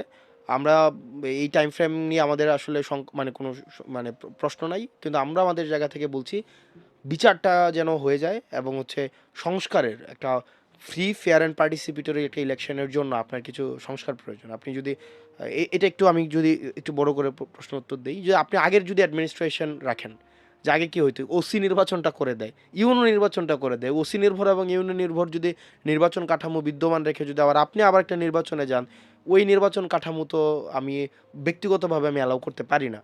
দ্বিতীয়ত হচ্ছে, যদি দেখেন আগের যে পুলিশিং সিস্টেম রয়েছে, আপনার বিচার ব্যবস্থা রয়েছে, এই বিষয়গুলোর মিনিমাম সংস্কার প্রয়োজন। আদারওয়াইজ একটা নির্বাচন ফ্রি, ফেয়ার অ্যান্ড পার্টিসিপেটরি হবে না। সেই জন্য আমার কাছে মনে হয় ওই টাইম ফ্রেমের পূর্বে এটা সম্ভব।